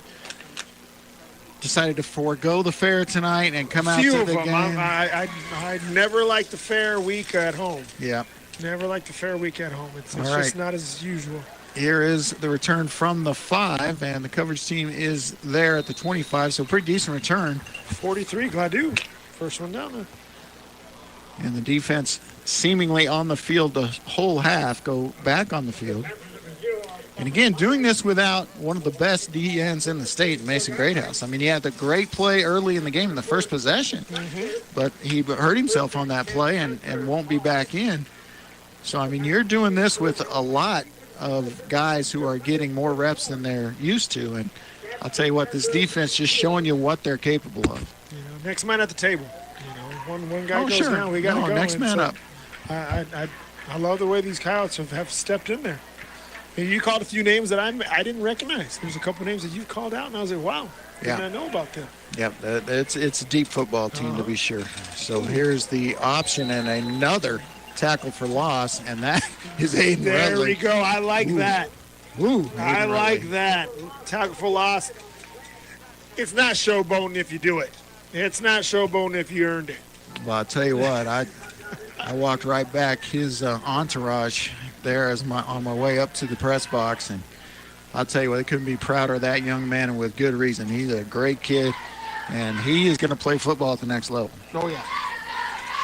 2nd and 15 after the 5-yard loss. They're going to try to run it. No, they're going to run that option pass, and great open field tackle from Keegan Nichols.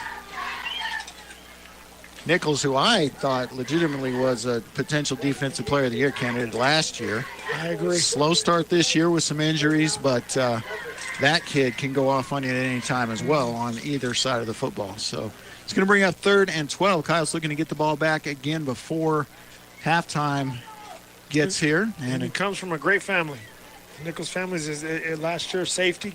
Connor Nichols. Oh, absolutely. I love those guys. Yep. All the Nichols families. You'd love to have a whole team of them. Yep.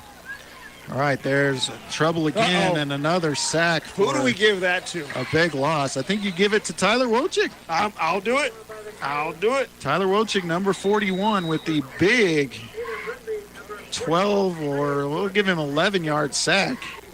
And now they're going to be punting from their own end zone to Matt Castillo unless they roll someone else out there, and I think they're going to. I think they're going to give, well, no, there goes Matt. So Matt with another chance here. I think they kick it out of bounds here. Well, I would. I think, hey, I'm not going to give this guy another opportunity to run all over us. Well, he's just so dangerous in the open field. We do have a timeout here on the field, 1:58 remaining here in the second quarter. And if you're a Coyote fan, you're having fun tonight. The Coyotes have been nothing short of dominant against a very, very good Gadsden team. I mean, this team is no slouch. This was not supposed to be any kind of a... Yeah. 5-1. They earned the record. Absolutely. I mean, this is a team, just for a little reference, this is a team that scored 38 points on Artesia in the Bulldog Bowl just 2 weeks ago. And they were only down, I think, by a touchdown at halftime. Yeah. They were only down by a touchdown at halftime. This is not a cupcake, and the Coyotes are just absolutely dominating them. All right, so we have Castillo back standing at the Panther 42. Punter is in the back of the end zone. They get a good snap and a short kick. Castillo will let it bounce. Get out of the way, everybody. Yeah, get farther away from it, please. No return. Coyotes will have the ball inside the 41-yard line of the Panthers in a minute 46 to try to get on the board one more time before halftime. I say that's too much time. I say it's too much time. We got to make sure we run it a little bit before we score, because I think we're going to score, Coach. Yeah, I don't think they're going to be worried about running clock. But and just kind of talking about Gadsden, they're playing in this district. This district is a different beast. Top district in the state year in and year out. And so you can't just go and compete one game, which they did against Artesia. Nice little pass to Nate Lujan. Gain of 8. But they went and they competed against Artesia. You don't get the win there, but you got to come back the next week. You got to come back again week after week after week in this district, and it's tough. It's tough for teams that are not at that level, that have not been at that level the whole time. So, right. So last year in their district, they were playing Deming and Chaparral and Santa Teresa, and yes, sir. Now you come in here and you're playing Lovington and Roswell and Goddard and Artesia and Mayfield. I mean, top 10 all the way through. Yeah. Your district is all the way through. It's extremely tough. Mm-hmm. All right, so 2nd and about 5. They send AB out in motion. Let's see if they look for him. They do. Oh, they do. But they stopped the play dead here for some reason. AB makes the catch inbounds, but that play did not happen for some reason. That was strange. It was. To let him get that far, that deep into the play. Especially when you've completed it for 25 yards, but they call a procedure penalty on the Coyotes. So that'll back them up 5 and make it 2nd and 9. Great route, great catch by AB out there. Would have had a first down at about the 13, but play never happened. Clock stops on the penalty. And some of the players, do some of the players have pink towels? Yes. Okay. And so they fell. A few of them hit the ground a couple times, and it's hard to tell. It's very hard to tell. Yeah, they shouldn't let the penalty flags and the player towels both be pink. Oh, sack. About a 4-yard sack. Yep, and we will get a timeout here. Roswell will call a timeout. We'll take one, too. Thanks for tuning in to Coyote Football on KSVPTV.com. We'll be right back. The ultimate Wi-Fi experience is now available to you thanks to smart home Wi-Fi with Plateau. Get fiber to home technology 100 times faster than average household internet speed. Plateau has multiple plans and options to fit your family. With fast, get true 100 megs per second download and upload speed. With faster, get true 500 megs of download and upload speeds. And with fastest, you get 1 gig. Learn more at plateautel.com. Get the speed you need with Plateau. Tried, true, trusted. All right, welcome back. 34-0 is your score here from the Wool Bowl. Your Coyotes taking care of business here against the Gadsden Panthers. Looking to add to that total here before halftime. There's just 1:23 left. Coyotes facing a 3rd and 13 after a penalty and then a tackle for loss, sack, whatever you want to call it. I think he was probably running it anyway, but it will go down as a sack on the quarterback. And now 3rd and 13. Palomino's going to look left, now roll right, and he's got a man open. It is Toscano. And Toscano will get close to first down yardage. I think he's going to have it if they spot it there. 13. And it looks like he's pointing. Is he pointing? Gain of 13. Yep, first down. So it will be 1st and 10 at the 30. 1:15 remaining. Coyotes to the line quickly as the clock will start on the officials. Oh, no, he went out of bounds. So the clock will not start until the snap. Toscano in motion. Let's see if they go to him again. And Palomino's going to take off, and he's got room. He's going to take it. He is fast. Touchdown of 30 yards for Jacob Palomino. And the Coyotes, you're right, had too much time. And they lead 40-0. Sometimes you just got to call your own number whenever you see the green. Well, he saw that he had tons of room there. He had confidence in his speed. And he said, you know, guys, I haven't got to score a touchdown yet this game, so let me go get it. Yeah, my turn. Kick by Lara. Hold by Luke Lynn. Snap by Avitia. And it's up. And it's good. Coyotes lead 41-0. And we will be back for the last 1 and 5 seconds after this quick break from one of our great sponsors, KSVPTV.com, Coyote Football. Picture this. You're behind the wheel of a John Deere compact tractor. You're effortlessly breaking ground, moving piles of rocks just by moving a lever, and enjoying the sun as you clear brush across your pasture. We could keep trying to put you in the moment, but to really understand what this feels like, you just have to get in the seat. Stop by Pecos Valley Equipment in Artesia and Roswell, or visit us online at pecosvalleyequipment.com.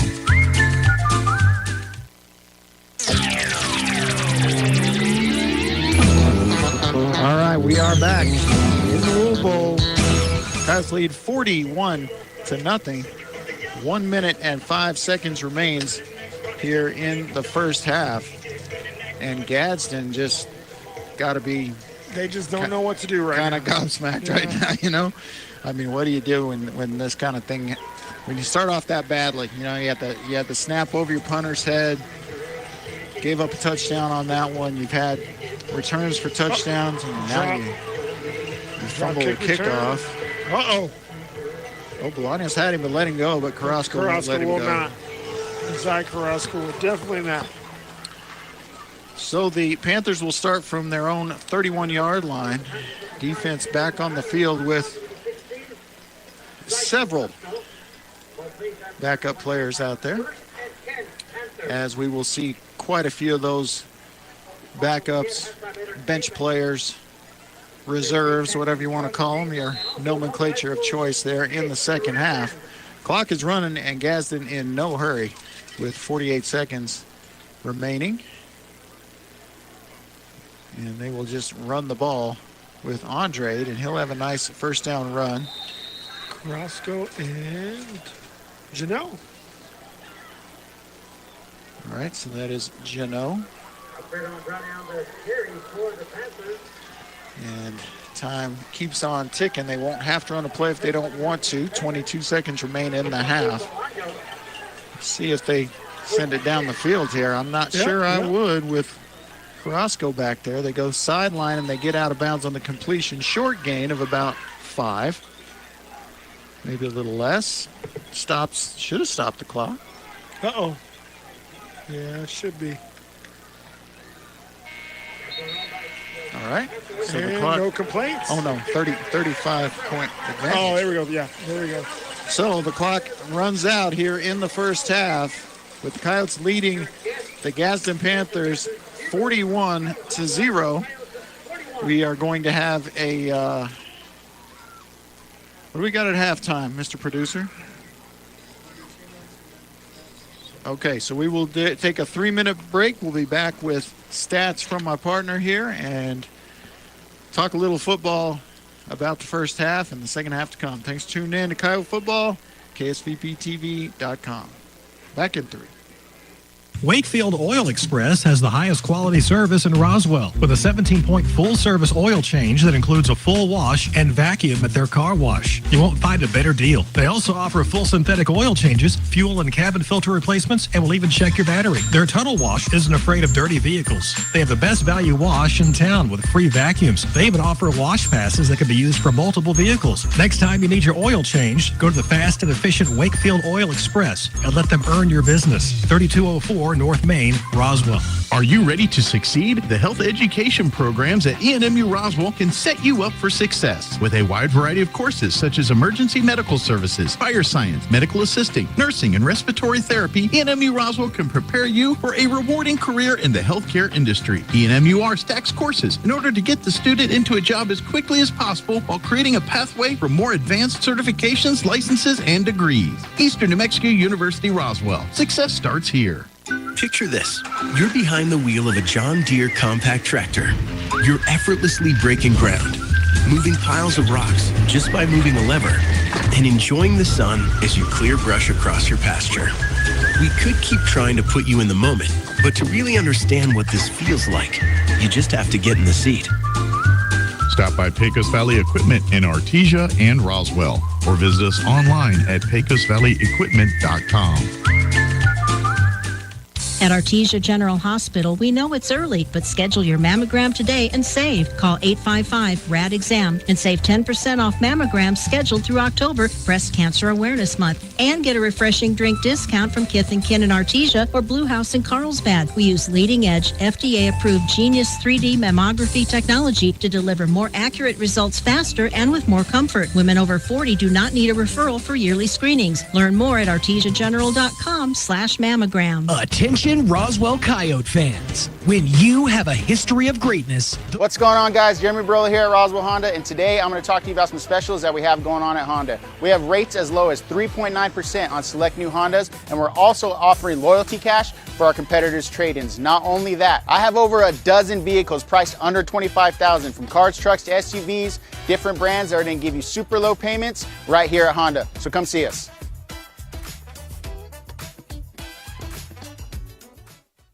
As they used to be? Well, what would Jim Gill do? Hi, this is Ben from Roswell Seed Company. Few people knew as much about pecans as Jim Gill.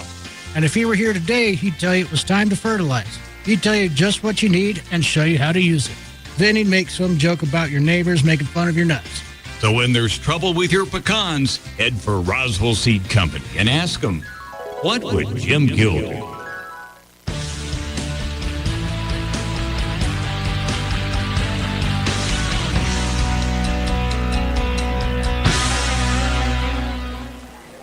All right, we are back as we just saw the Charlie's Angels perform, the 14-time state champs, the 3 or 4-time national champs, partner. I can't remember. It's at least 3. 4th, I think, was last year. I think you're right. Last year, yes, sir.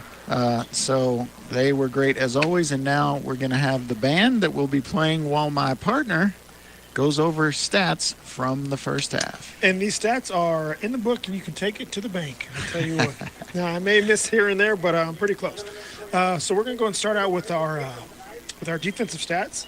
Currently, right now, we have Keegan Nichols with six tackles and 1 interception. You have Mason Grayhouse, which is no longer in the game, but he had 1 tackle, and then one that tackle was for a loss. Andrew Padilla with a tackle, Joaquin Bolaños with 2 tackles, Isaiah Aranda with 1 tackle, Mikey Lucero with 6 tackles, Aiden Ratley with 3 tackles, and 2 of those being for loss. Dominic Silva with 2 tackles, and again, those 2 for 2 for losses. Noah Lynn, 4 tackles with 1 tackle for loss. David Galman with a tackle and a tackle for loss. Gage Gladu with 3 tackles, and 1 of those are for losses. I guess I did have him down here. David Gladu actually has more than that. He has 4 tackles, 1 for loss, and a sack. So that's a missed stat for me on my spot. I apologize. 41, Tyler Wowick, 1 tackle, and that's going to be for a sack. Then we have number 20, Ingram, Allen Ingram, with a tackle on special teams. And then you have number 28, Kyle Bravo with the tackle, and number 18, Brandon Janot with the tackle. Now I'm going to go back up to Nate Lujan, and he had a tackle, forced fumble, and he picked it up for a long 2-yard return for a touchdown.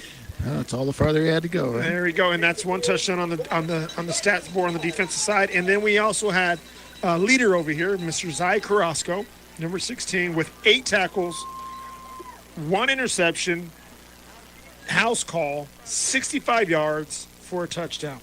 And that's your defensive stats for your Roswell High Coyotes. Now we're moving on to the offensive stats.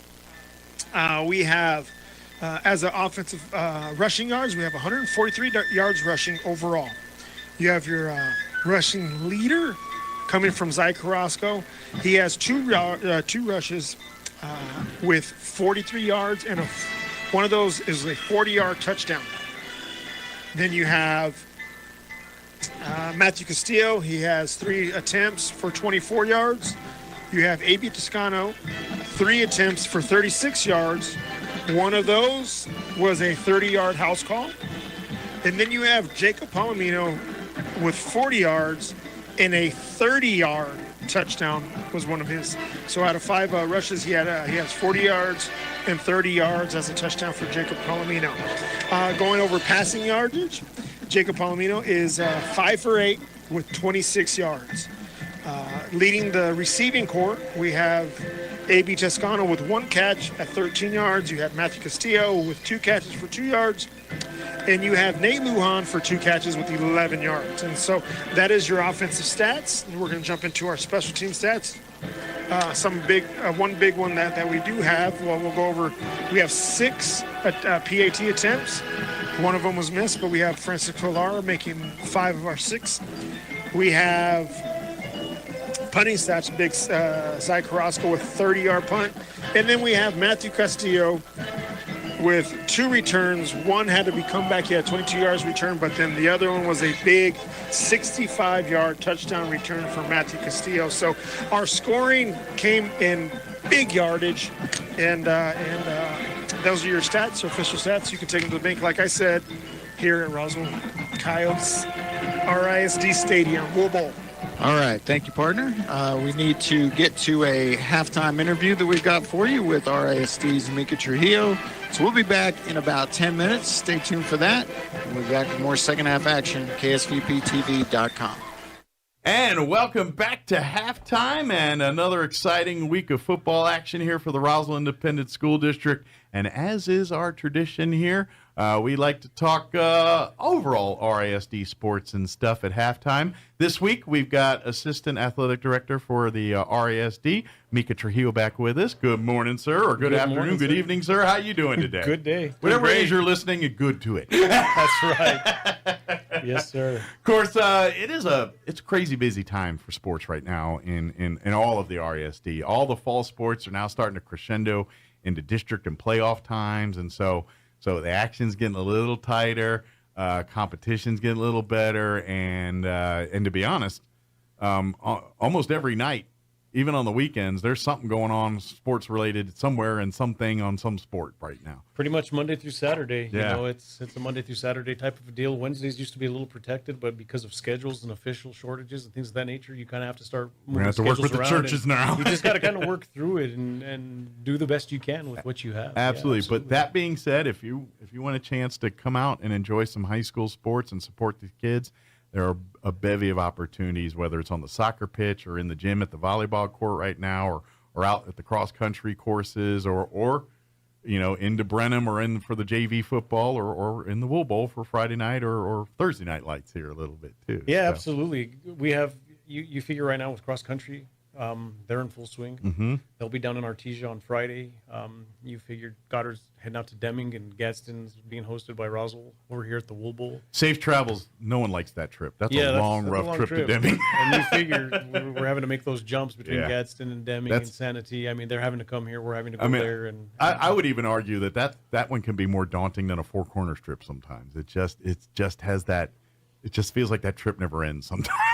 It's a lot of road. It's a lot of road miles up and over the hill. So safe travels for the kids this week here. Absolutely. Of course, by now they're already there, but we appreciate it. That's why road games are hard sometimes. When you got to travel across the state after going to school all day, and then get on a bus, and then you got to get ready and get amped for a football game. That's why home field advantage is a thing. And so, Yes. Good luck to Goddard. As they do this stuff. It's rough when anytime the schools have to travel. It's an extra layer, and it does take something out of a team doing that. A little taxing, yeah. You Yeah. got to get the bus out of the legs, get the kids up and moving. But Absolutely. yeah, there's absolutely a ton of activities going on. I mean, Absolutely. every day. So let's kind of talk, highlight some of the sports coming up that we want to make sure we send invites to folks to come out, stuff locally or any tournaments or any playoff matchups we want to highlight here. Well, Goddard Volleyball will be hosting the Goddard Invitational over at their place this Thursday and Friday. Excellent. Over at Ground Zero. That'll be exciting. There's some good competition coming in for that one. Absolutely. So that's really good. Roswell High School was at Rio Rancho this last weekend, and they got to see some of the big schools up in the metro area, and that's always a challenge. You know how that works. And odds are pretty good. They'll be facing some of these teams again here in playoff time. So Yeah, it's a absolutely. great experience for them. Absolutely. And Soccer, you figure soccer's getting ready to ramp it up for districts. Everybody, volleyball, everybody. I mean, it's coming down. Football's already been in district. Yeah. The middle school, 8th grade, they have border conference. I'll down say, in yeah, they got Carlsbad border at conference PR going on Leyva now. this weekend. Yeah. So, And if you're there's not a lot. familiar, border conference in JV or the lower classes the of football freshman or and lower eighth levels, grade, yes, not sir. classes, but anything not varsity is part of that border conference, which is their playoffs. It's their Super Bowl for It's them. pretty exciting because you have the East and the West. You have all the Hobbs schools, the Clovis schools, then you have the Lovington schools. And it's Artesia, interesting Carlsbad. because it really is a preview of what's to come. Hi, my name's Chance with Trustmark Roofing and Windows, and here's what you should expect during your window inspection. Upon my arrival, you'll receive a 15-minute courtesy call letting you know I'm on the way.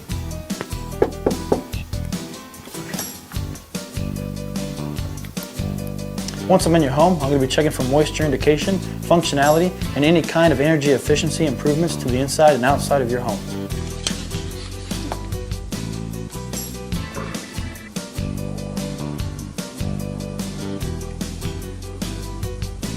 After my inspection, I'll give you my professional opinion, and then you can decide whether you want a no-obligation quote. Myself or the office will contact you to set up a date when I can show you my products and options to best suit your needs. So when choosing windows, choose Trustmark Roofing and Windows. Our goal is to give you a 5-star service and get you what you deserve, and that's the best.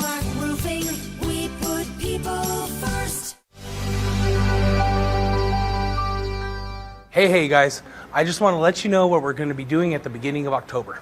So starting September 30th, right after the parade on Main Street, we're going to be setting up at the Eastern New Mexico State Fairgrounds in the commercial buildings, and we're going to have a Richland Chevy vehicle and a Richland Dodge vehicle.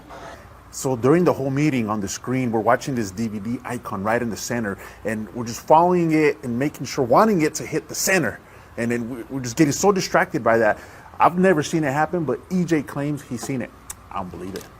I seen it, man. They're probably saying I didn't see it, huh? I bet I know who it was. It's probably Ricardo, huh? But I swear I seen it. I swear I did. And while we're there, we're registering customers to win one of these Power Wheel Trail Bosses. Dodge will be giving away a Power Wheels Jeep. So are you guys excited about being at the Eastern New Mexico State Fair? Yeah!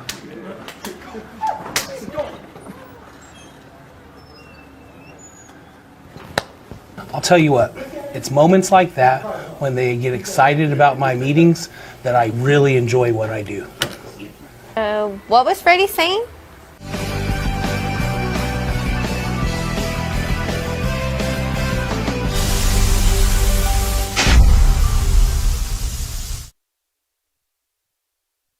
Followed by Eastern New Mexico's first ever drone show, and then a live comedy show by Breaking Bad actor Stephen Michael Quezada. Saturday features the annual parade and homecoming football game versus Central Washington. Join us as we celebrate 90 years. For more information on ENMU Homecoming, visit enmu.edu/homecoming. Maybe your AC unit needs a little tender loving care. If you don't know where to turn, then you don't know Jack. In fact, they're downright funky.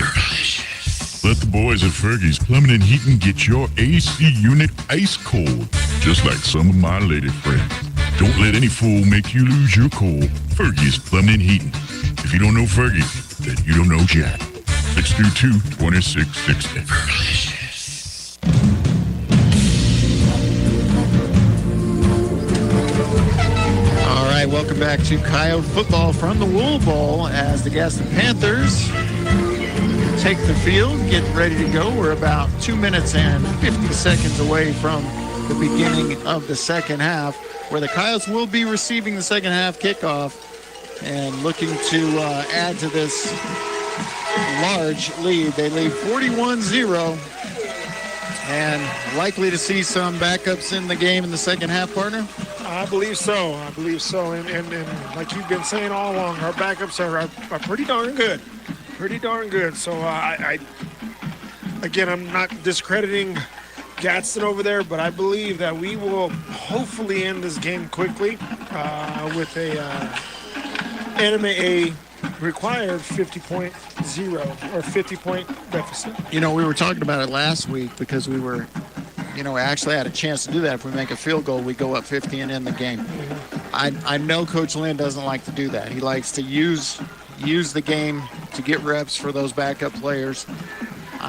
But I think it's going to be hard to keep us below 50 before the end of the even if the backups go in, which I expect they will. I think for what I think is going to be the first time since Coach Lynn has been coaching, we are going to have a 50-point situation here. But you never know. That's why they I can't think of one. Last year we did it multiple times. Oh, no. We'll have to go back and look at that. It doesn't happen. Well, we've been up 35 many times and had the running clock, but ending the game because of a 50-point advantage.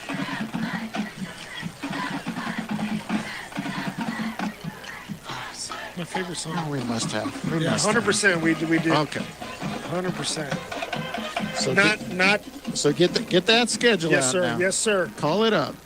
Yes, sir. But definitely first time this year. And again, I know he doesn't like to do it.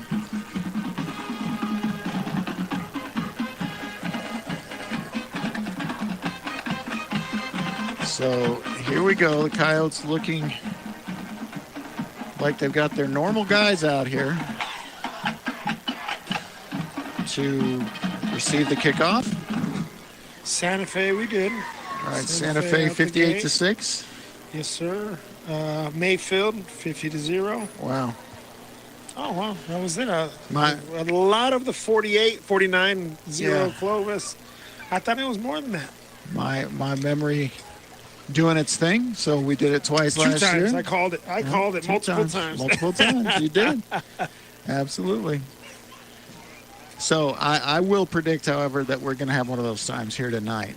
Yes, sir. I expect the Coyotes to score on this possession, and then they would just be a stop and a score or a defensive score away from winning. And sometimes it's just your night. Again, nothing against Gadsden, but we've scored multiple ways, and it just happened to be a good situation for the Coyotes today. Well, and in talking before the game, we did not expect this to be a blowout. We expected the Coyotes to win. Here's the starburst, and look at this. There it is. The kickoff return. Oh, A.B. Toscano brought down. That was a, let's say a 30 yard return. Yeah, I think we can give them 30, around the 5.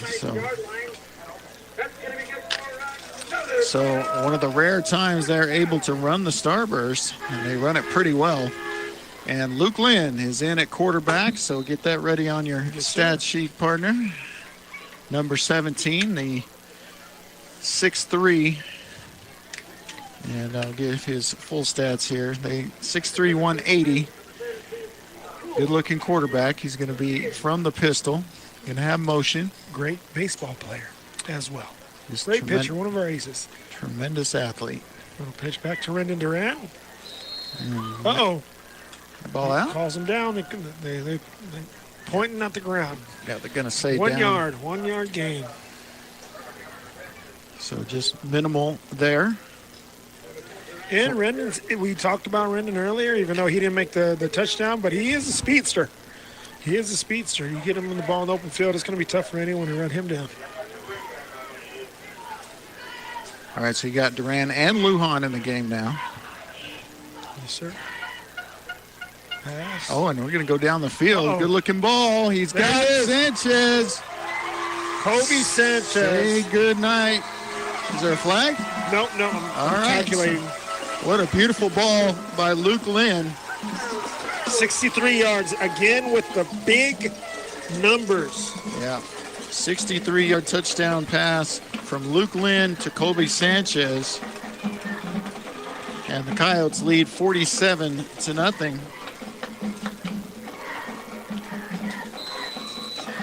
Looked like one of his change-ups, shall I say. He just tossed it up there, nice and floated in there. Yes, sir. Beautiful ball.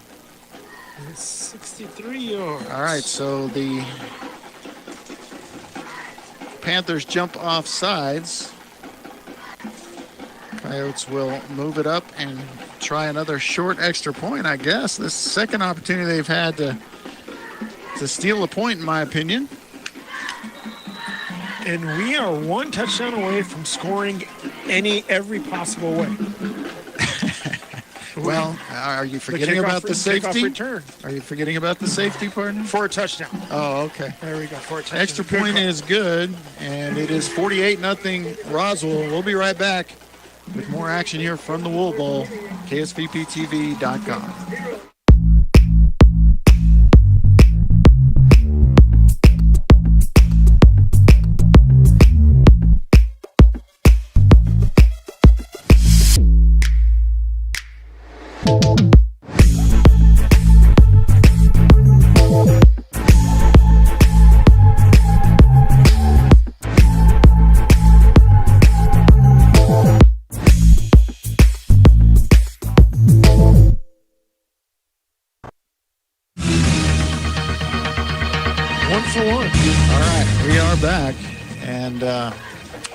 Roswell Coyotes all over the Gadsden Panthers, 48-0 as they score on the 63-yard strike from Luke Lynn to Colby Sanchez.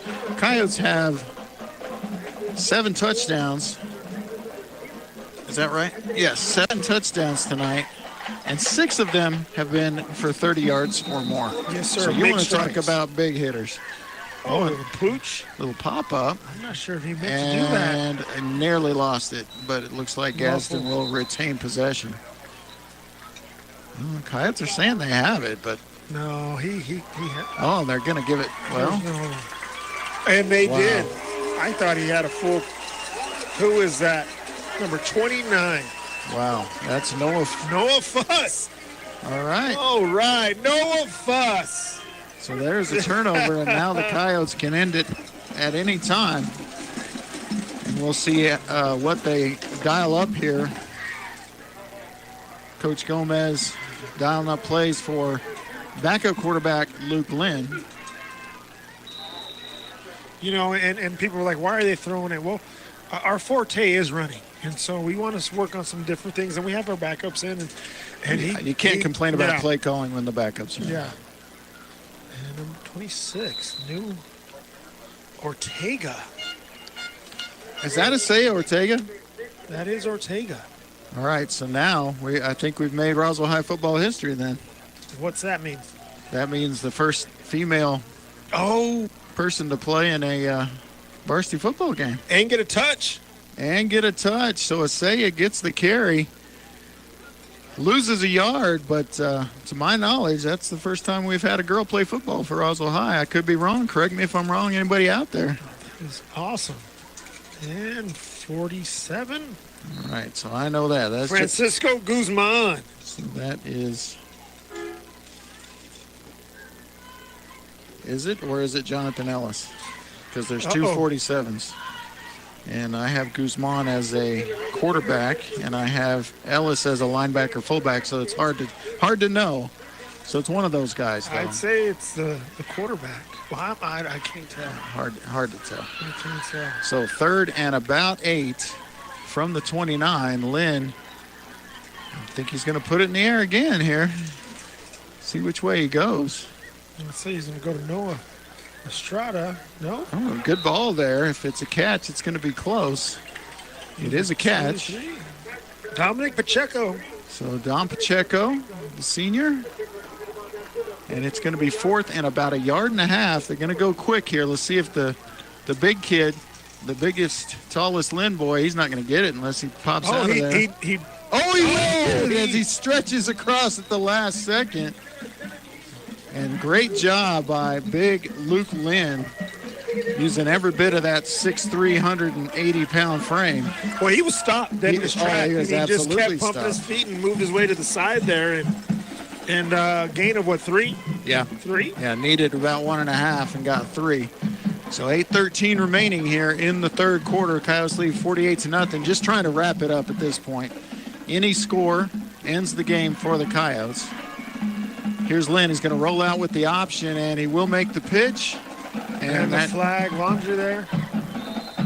You know, I'm not sure who that is, though. That does not look like Guzman running. Yeah, Guzman is the quarterback. I think this is Jonathan Ellis, the sophomore. Okay.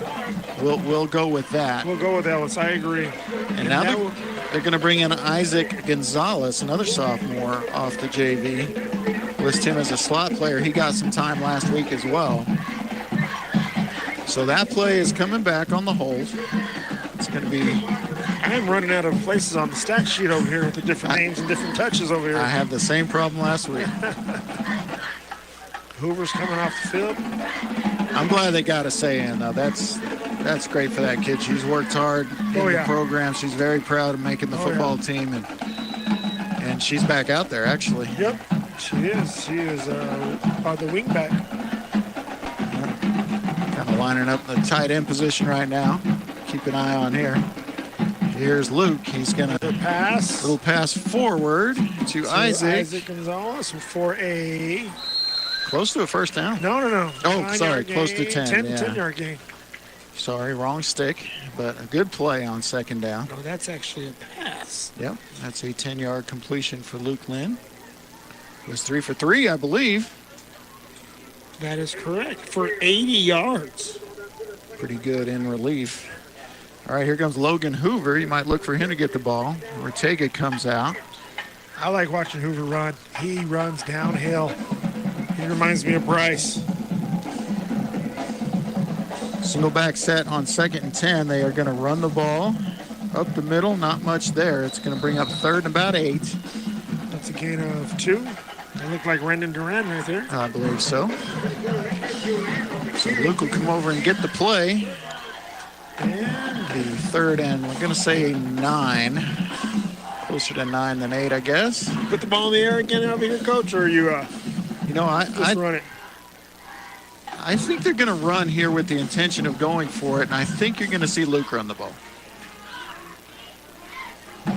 Run a little option. Option read. It's a pass. He's going to pull it. Pass. No one to throw it to. He's looking for Hoover, but Hoover hadn't released, and Luke didn't feel like he's saying, my fault, that's my bad decision. Got a little adrenaline going, little. Uh-oh. And here it is. Going to try to end it right here. So they're on the 19. So that is going to be, let's say, a 36-yard field goal, depending on where they put it down.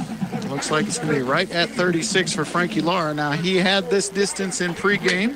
He's been having a little tough with the PAT, but he has the leg. He definitely has the leg. Get a good hold and see how far he can get it. Short. Oh, just about a foot short.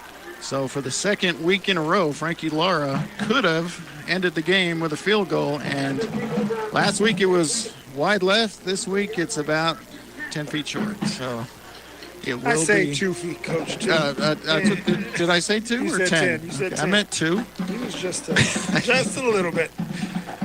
But it will give Gadsden a chance to get some points on the board. Their offense come back on the field. The backup defense will head, well, not all the backups. Now they're going to bring Keegan out. They're going to leave Galmond out and bring out Faustino Tarin. So there's another JV player getting some time. I see big Hector Fuentes out there, the defensive tackle. And 56 on the tackle. Davian Gonzalez on the tackle, his first. Davian Gonzalez. Well, I think his first. 56.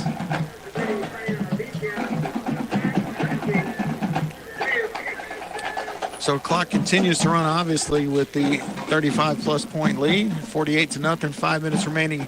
We're still just in the third quarter, however. Coyotes could not end the game via the 50-point rule on the missed field goal.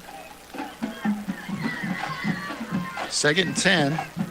And a lot of room here. And the backup's having a hard time getting him down. It's going to be number 27, Adrian Lucero, on the tackle. One of your boys. Lucero, yes. And big play for Gadsden. And see, this is what happens when we get close to that 50-point. Coach always has the backups in, and it just never quite gets to it. over the hump, and they wind up playing. But, you know, I like it because it gives these guys game reps. And you get kids that have been out there for 4 years. Adrian Lucero, great kid. I tell you what, he's one of the ones that you just want in your program, and he just goes out there and works hard, and he gets some PT, and he looks like he's about to run this guy down. Well, not quite. Oh, he got in. Got in. Get in? Well, they should have said he got in. 55-yard touchdown run. Is there? Oh, they're gonna say he didn't get in. That's a terrible call. They're holding the sticks somewhere. I don't see any laundry, but they're holding the sticks. What's going on over here? Illegal. All of it didn't matter. Illegal motion. But I don't see. Oh, there it is. So you've got this 1,000-yard rusher out there. This big school 1,000-yard rusher here in Game 7 or wherever we are, Game 6, and Alfredo Andre, he could score any time against these guys. Yeah. I mean, so they're really going to have to work hard here to keep him in check. I mean, and you can't blame Gadsden for running him against the second teamers. Oh, yeah. But they're going to have to be aware of number 6 and where he is on the field. They do have, and just right there, we saw why he has that 1,000 yards. Yeah, and we do have the backup quarterback, Kelly Stevens. Gotta love a guy named Kelly. Big boy. He is a big kid. And bouncing off a tackle there is number 25, I believe. And Adrian Lucero on the tackle again. So that's Juan Rios, the junior. So they do have some backups in the game. Game is obviously, outcome is not in question. So, but Rios is their second leading rush. He has 350 yards coming into the game and a 9.7 average. So this, and another penalty on Gadsden. So that one never happened either. It's going to be first and 20 on the 35 on the Gadsden. Or do they decline it to make it 2nd and 20? They might have declined it. No, they walked them backwards. Okay. So scoreboard says 2nd and 20. Down and distance says 1st and 20. There's the fake up the middle with Andre. You better get on him. And Adrian Lucero on the tackle with number 30 helping out. Yeah, he's done a good job out there. Backup safety. He's in. Oh, is Isaiah VTN now? Yeah. Okay, so little brother getting some action. Big brother plays on the other side of the ball. Both good kids. Those are VTA kids. Oh, yeah. It's going to bring up 3rd and 8. And we'll see what the new quarterback Stevens does. Still got. Well, they have 2. They got 2nd and 8 right here on the sticks. Yeah, I'm not sure what the down and distance is, to be honest. I'd probably go with the stick guys. Uh-oh. Yeah, you see why he's a 1,000-yard rusher already, right? Oh, my goodness. Just going Stumbling through and people. rumbling. Finally taken down by Cannon Ramage. Cannon, and again, take a wild guess who was on that? I'm thinking Lucero. Yes, sir. And Ramage, like you just said. Ramage coming from the line. He is a tough guy to bring down for these guys right here. Yeah, the backups are having a hard time with him. The first team defense had no trouble at all. I mean, they had him in check all the way, but he's kind of running over the pups here. But again, this is great experience for these guys. This is what they're going to have to play against next year. Oh, yeah. And they've got to be ready. So they're going to say first down now. We're sure what down it is now. There it is, INT. Oh, big hit coming in from, who is that, 13? That's going to be Nicholas Anaya. Nicholas Anaya, big hit coming in. Yeah, and got there right as the ball did, and that receiver is down shaking up. Numbers. And we're going to have an injury timeout. We'll take a quick timeout, too. Coyotes lead 48-0 with 1:24 left in the third. We'll be right back, KSVPTV.com. Wakefield Oil Company is a name you can rely on with full service at the pump the way it used to be. You can expect service in just 15 seconds. They offer bulk fuel and oil services and even diesel exhaust fluid. Wakefield Oil Company will deliver to farms, ranches, dairies, the oil fields, and more with dependable service you can count on. So the next time you need service or delivery, go with the name that locals have trusted since 1983. Wakefield Oil Company, 311 South Virginia in Roswell. Let them earn your business.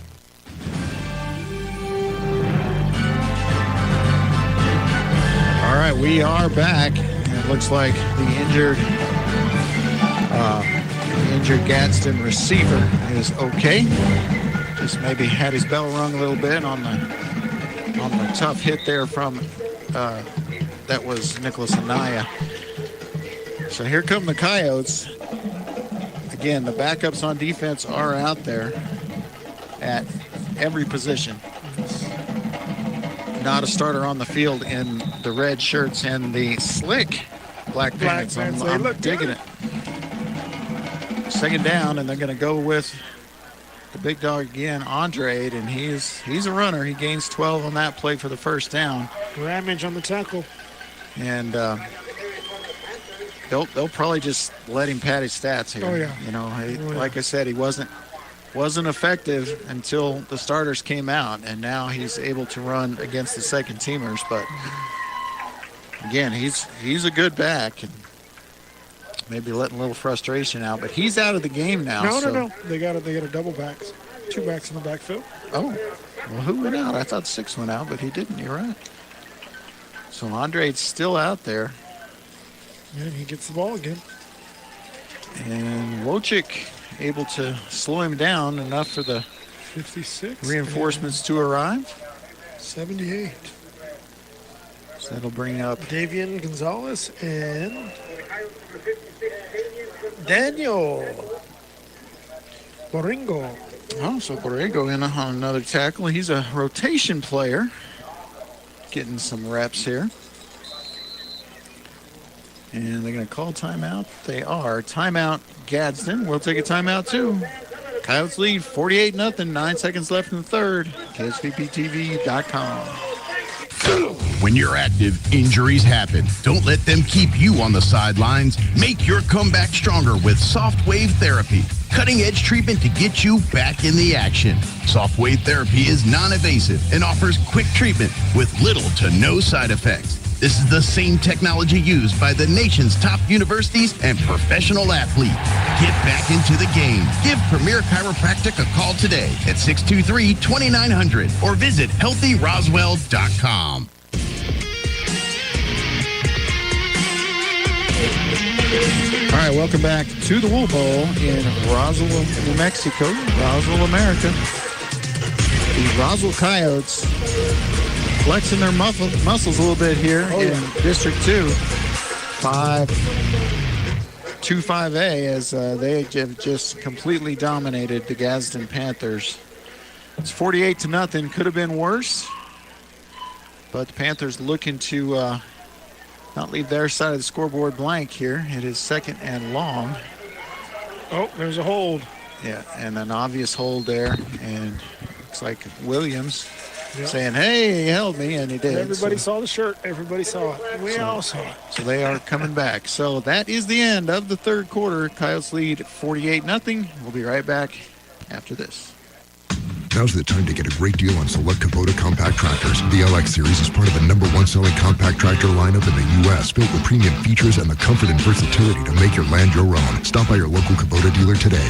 Right now, bring home select Kubota equipment for 0 down, 0% APR for up to 84 months, or save up to $2,300. Now through September 30th. See us or go to KubotaUSA.com for full disclaimer. Visit your local Kubota dealer, Amigo Machinery at 2801 Southeast Main Street in Roswell.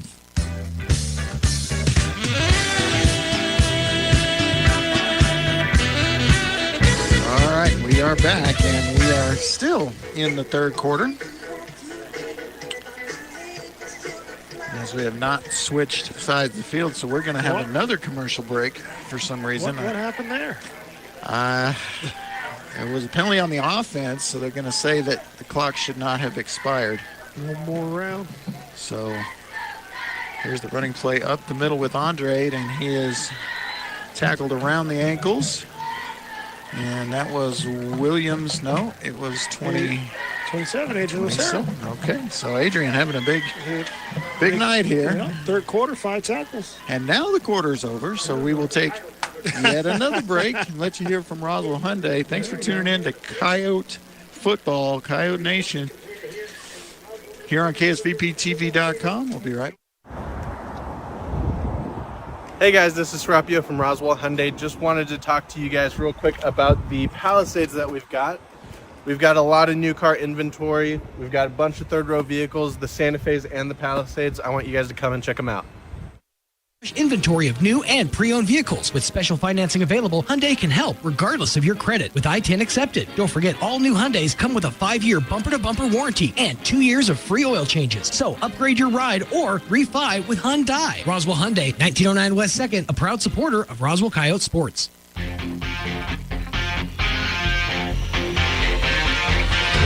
right, welcome back. We have reached the fourth quarter. We played over a quarter of Mercy Rule football in the first stage, as the Coyotes have had a 35-point lead for some time now.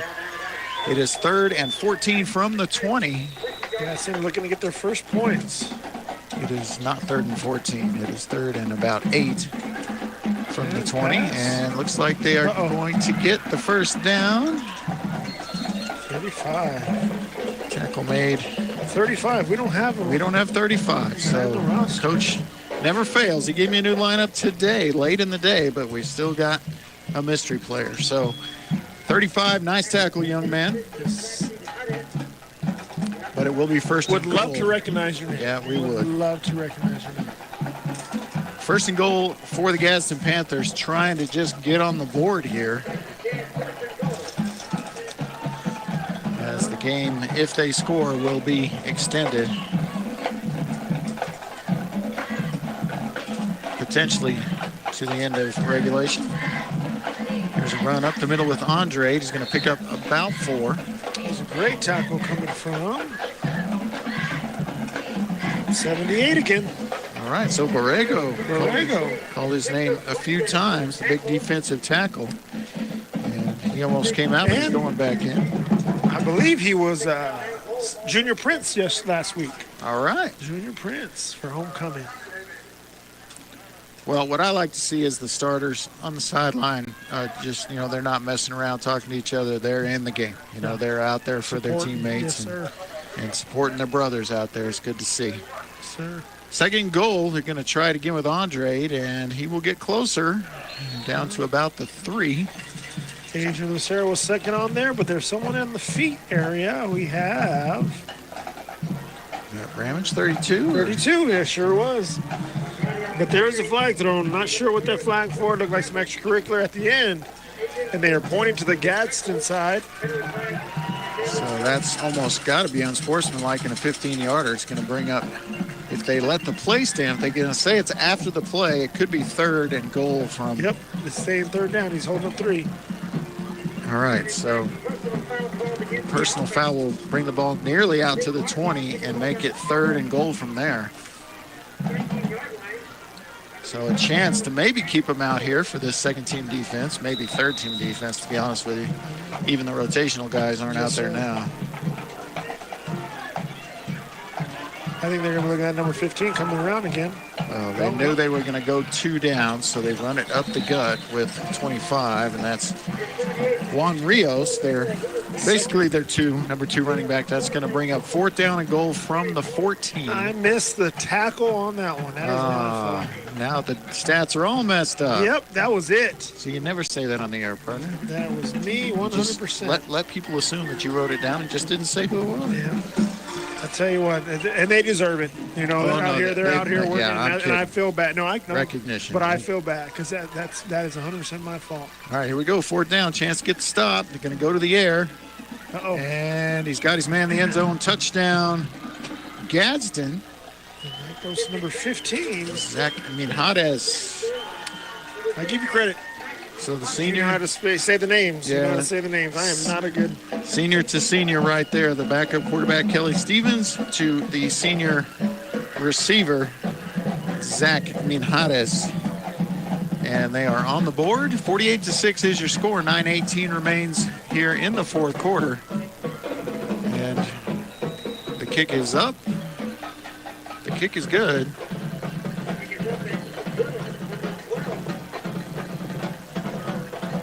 So we will take a break. 48-7 your score now. The Coyotes lead. We got 9:18 left in the ball game. KSVPTV.com.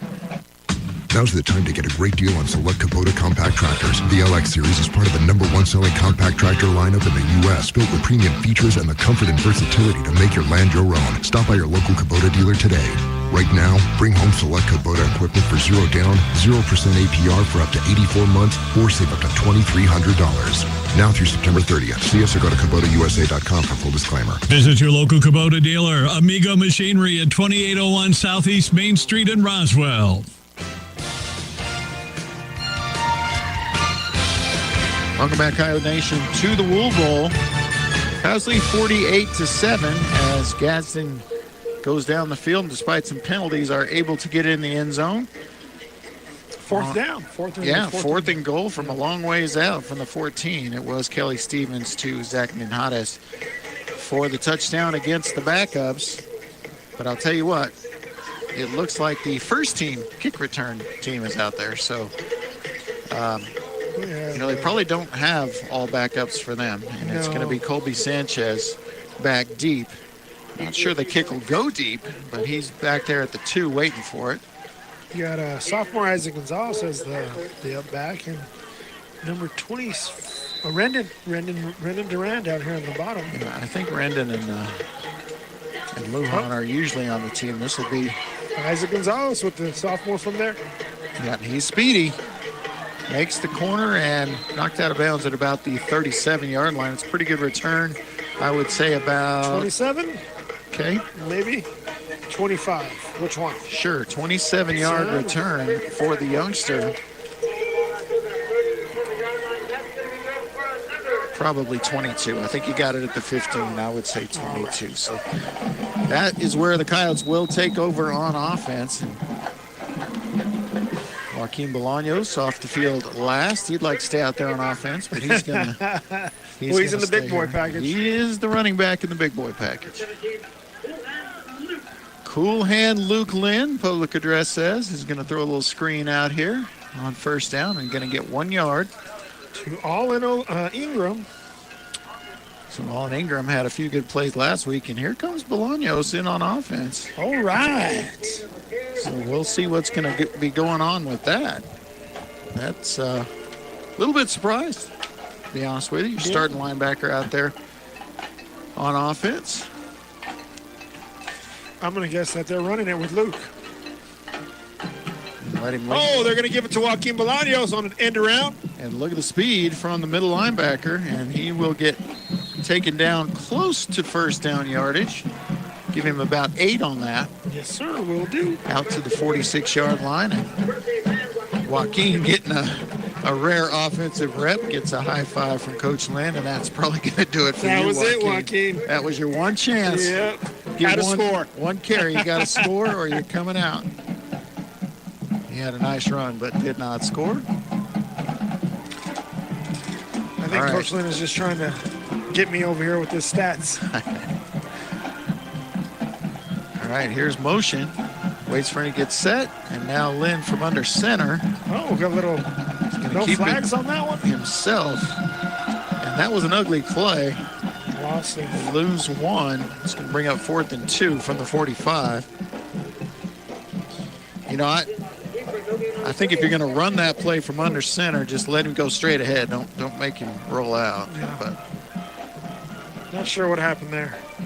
It didn't look right from the beginning. It didn't look No, right. it did not. So they will go for it 4th and 2. And you were asking about Espinosa. He is the center right now. So. Good. Little tush push. Nope, and hand it off inside. To Hoover, turn it up, Hoover. Oh, and Hoover slips, and he's going to be close. They're going to give it to him? Boy, if he doesn't slip, he gets it easily. Yes. They're going to look at it. Boy, I think he just has it. No, they're going to measure. So we'll stay here while they measure, and Coach Derek Gomez is going to call up a play here for first down, or the defense is going to get ready to go out on the field. Because if they don't have it, it is a turnover on downs in Coyote territory. And this offense, with several first-teamers still playing, certainly capable of taking it on a short field and going and scoring. And that is a first down. And boy, not by much, but that is a first down Coyotes. So defense will remain on the sideline. Offense will remain in the game. And Luke Lynn, and basically the JV at this point. Yes, sir.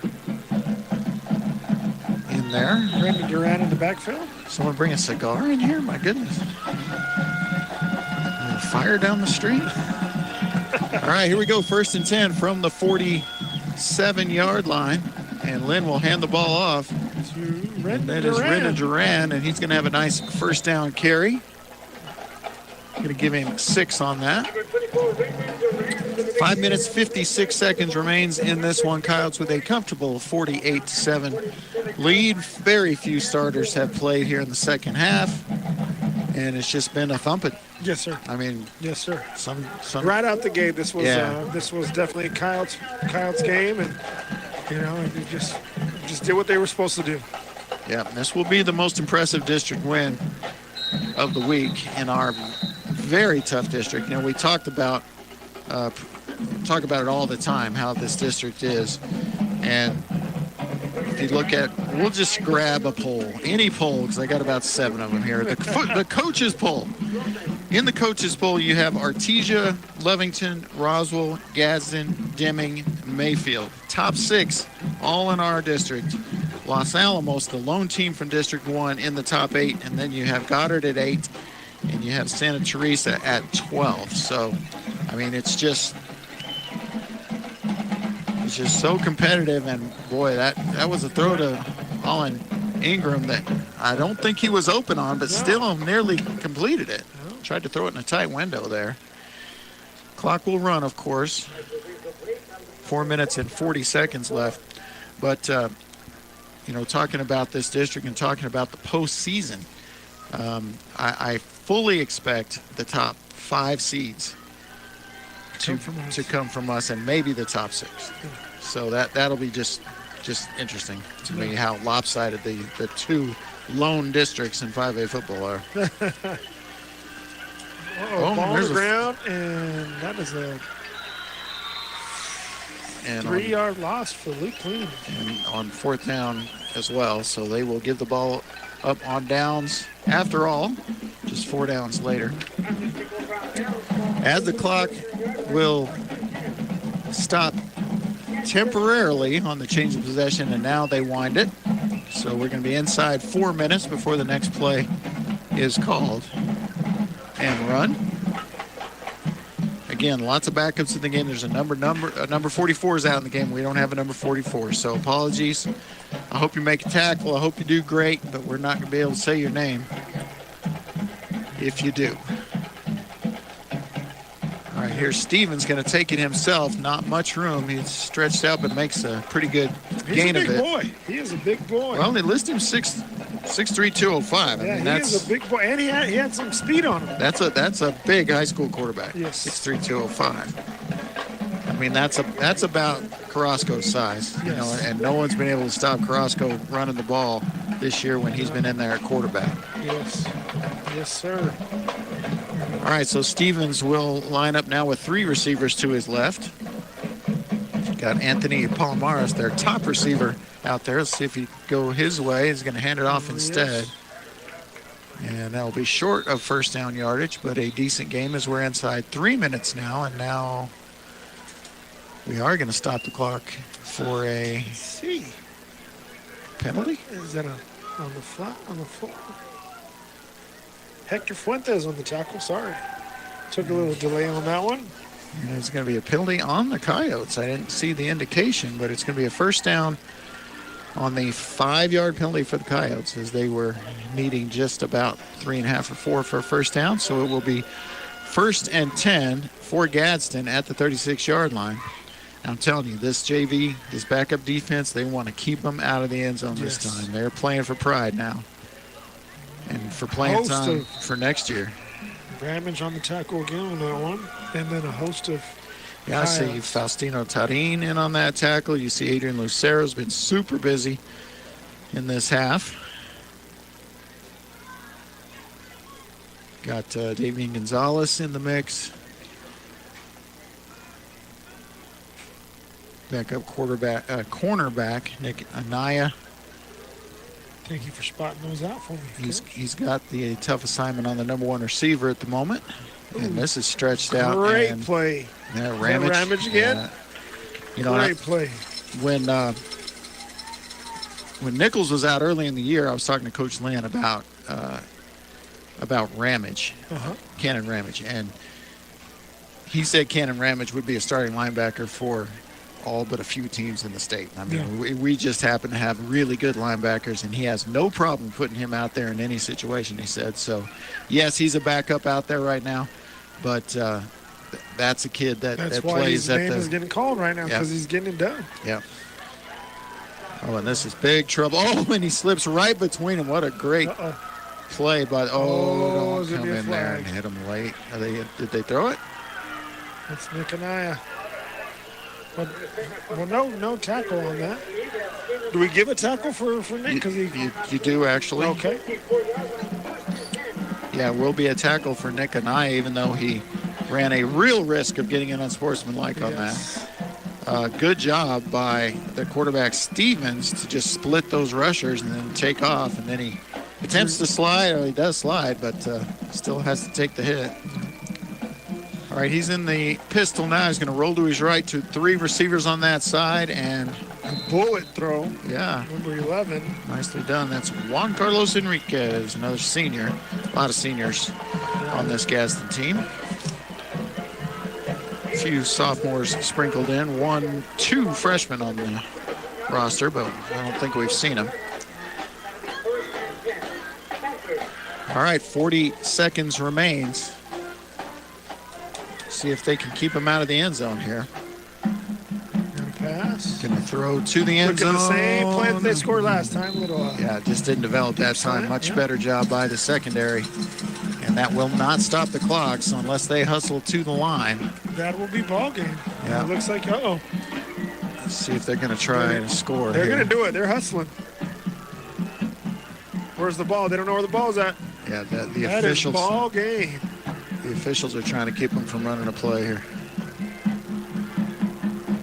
I don't know where the ball's at. Oh, it's over there. Yeah. And they're out of time. That is it. And that will do it. That will be your final score. 48-7. The Roswell Coyotes take down the Gadsden Panthers and improve their record to 5-1, 3-1 in district play. Coyotes are off next week. It's their bye week before heading to the Bulldog Bowl to take on the number 1 ranked Artesia Bulldogs. That will be on October the 18th. Then they're going to travel to Mayfield the week after that on the 26th. That's a Saturday. Keep in mind, 1 p.m. start for that one. And they will finish off, as always, against crosstown rival Goddard Rockets on November the 1st. But the Roswell Coyotes tonight, they have been really, really good. We're going to take a 3-minute break, get these stats together, and we'll be right back, give you those, and get things wrapped up here from the Wool Bowl. Coyotes win 48-7. Be right back. Wakefield Oil Express has the highest quality service in Roswell with a 17-point full-service oil change that includes a full wash and vacuum at their car wash. You won't find a better deal. They also offer full synthetic oil changes, fuel and cabin filter replacements, and will even check your battery. Their Tunnel Wash isn't afraid of dirty vehicles. They have the best value wash in town with free vacuums. They even offer wash passes that can be used for multiple vehicles. Next time you need your oil changed, go to the fast and efficient Wakefield Oil Express and let them earn your business. 3204 North Main, Roswell. Check out some of the tailgate bargains you'll find this week at your local Farmers Country Market. Select bags of Food Club potato chips are 2 for $4, and select cans of Ostex hot dog chili sauce are 88 cents each. In produce, 5-count bags of Haas avocados are $1.77, and spicy jalapenos are 99 cents a pound. In the meat department, family packs of boneless beef arm roast are $3.99 a pound, and fresh pork spare ribs are $1.77 a pound. These are just some of the tailgate bargains you'll find this week at your local Farmers Country Market. Maybe your AC unit needs a little tender loving care. If you don't know where to turn, then you don't know Jack. In fact, they're downright funky. Let the boys at Fergie's Plumbing and Heating get your AC unit ice cold, just like some of my lady friends. Don't let any fool make you lose your cool. Fergie's Plumbing and Heating. If you don't know Fergie, then you don't know Jack. 622-2660. What's going on, guys? Jeremy Brola here at Roswell Honda, and today I'm going to talk to you about some specials that we have going on at Honda. We have rates as low as 3.9% on select new Hondas, and we're also offering loyalty cash for our competitors' trade-ins. Not only that, I have over a dozen vehicles priced under $25,000, from cars, trucks to SUVs, different brands that are going to give you super low payments right here at Honda. So come see us.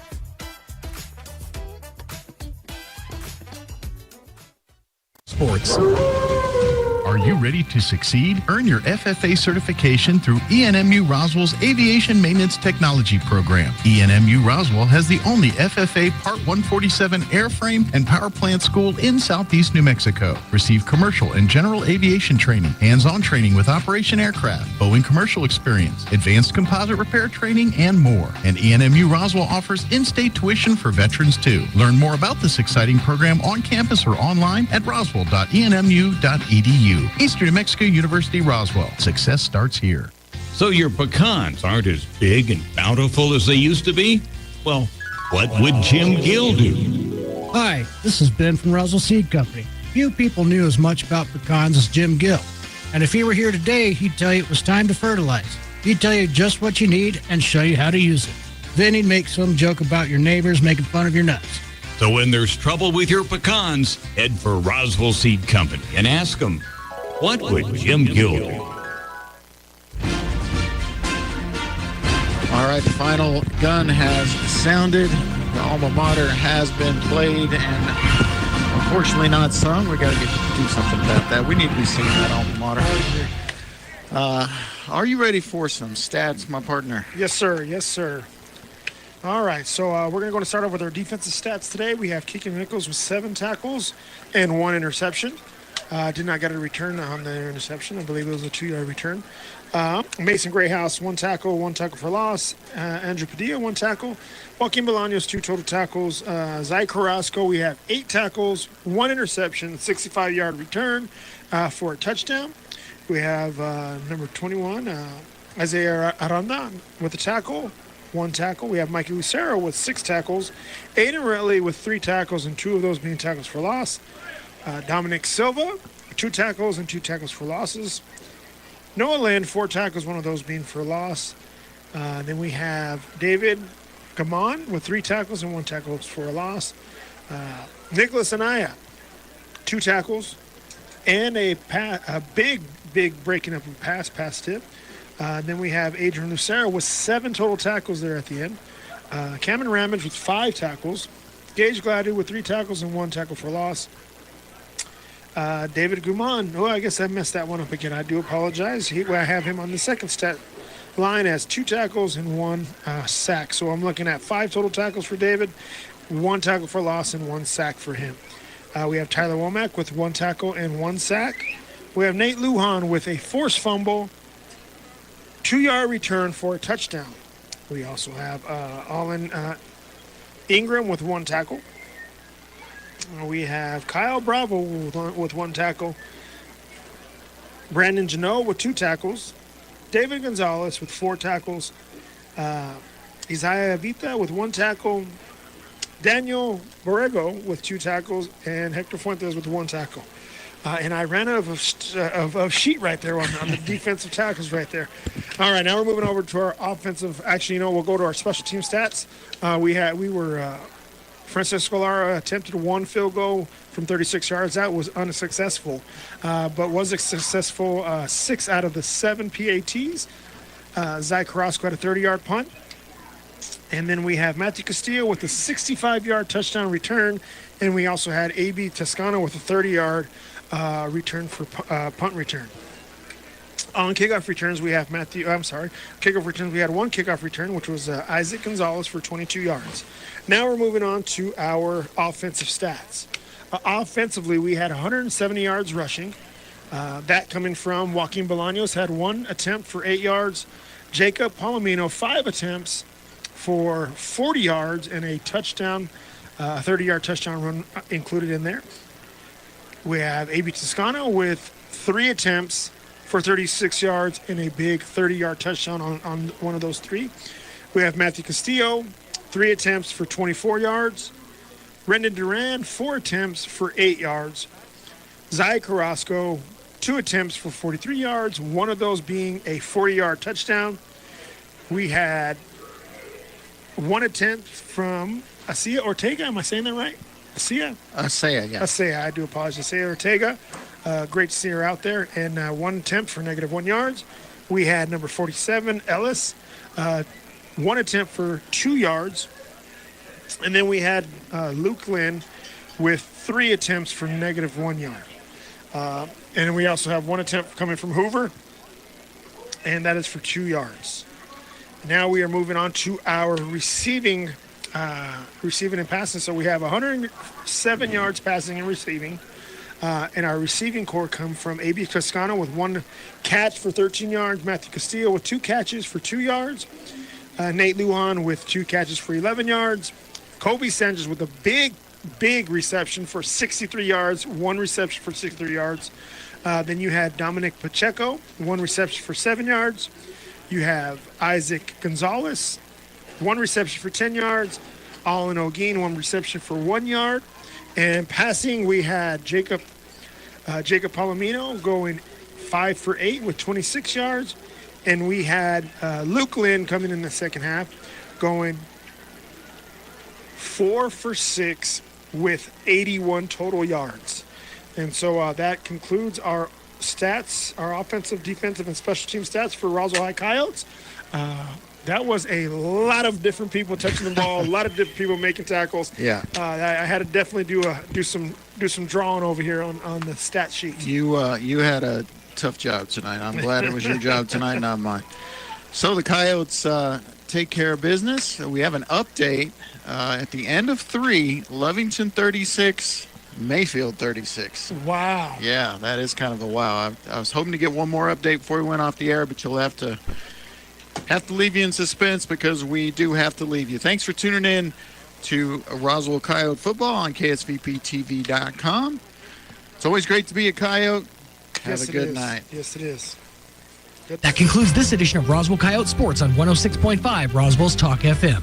Sports on 106.5 Roswell's Talk FM and online at ksbptv.com is presented by Artesia General Hospital, Bob Reed Pest Control, Candlewood Suites, Central Valley Electric Cooperative, Dion's Pizzas, Salads, and Subs, Eastern New Mexico University, Farmers Country Market, Moppin and Brown Dentistry, Pecos Valley Equipment, Richland Chrysler Jeep Dodge Ram, Roswell Seed, Trustmark Roofing, Eastern New Mexico University Roswell, Amigo Machinery, Richland Motors, Wakefield Oil, Plateau, Fergie's Plumbing and Heating, and Wakefield Oil Express.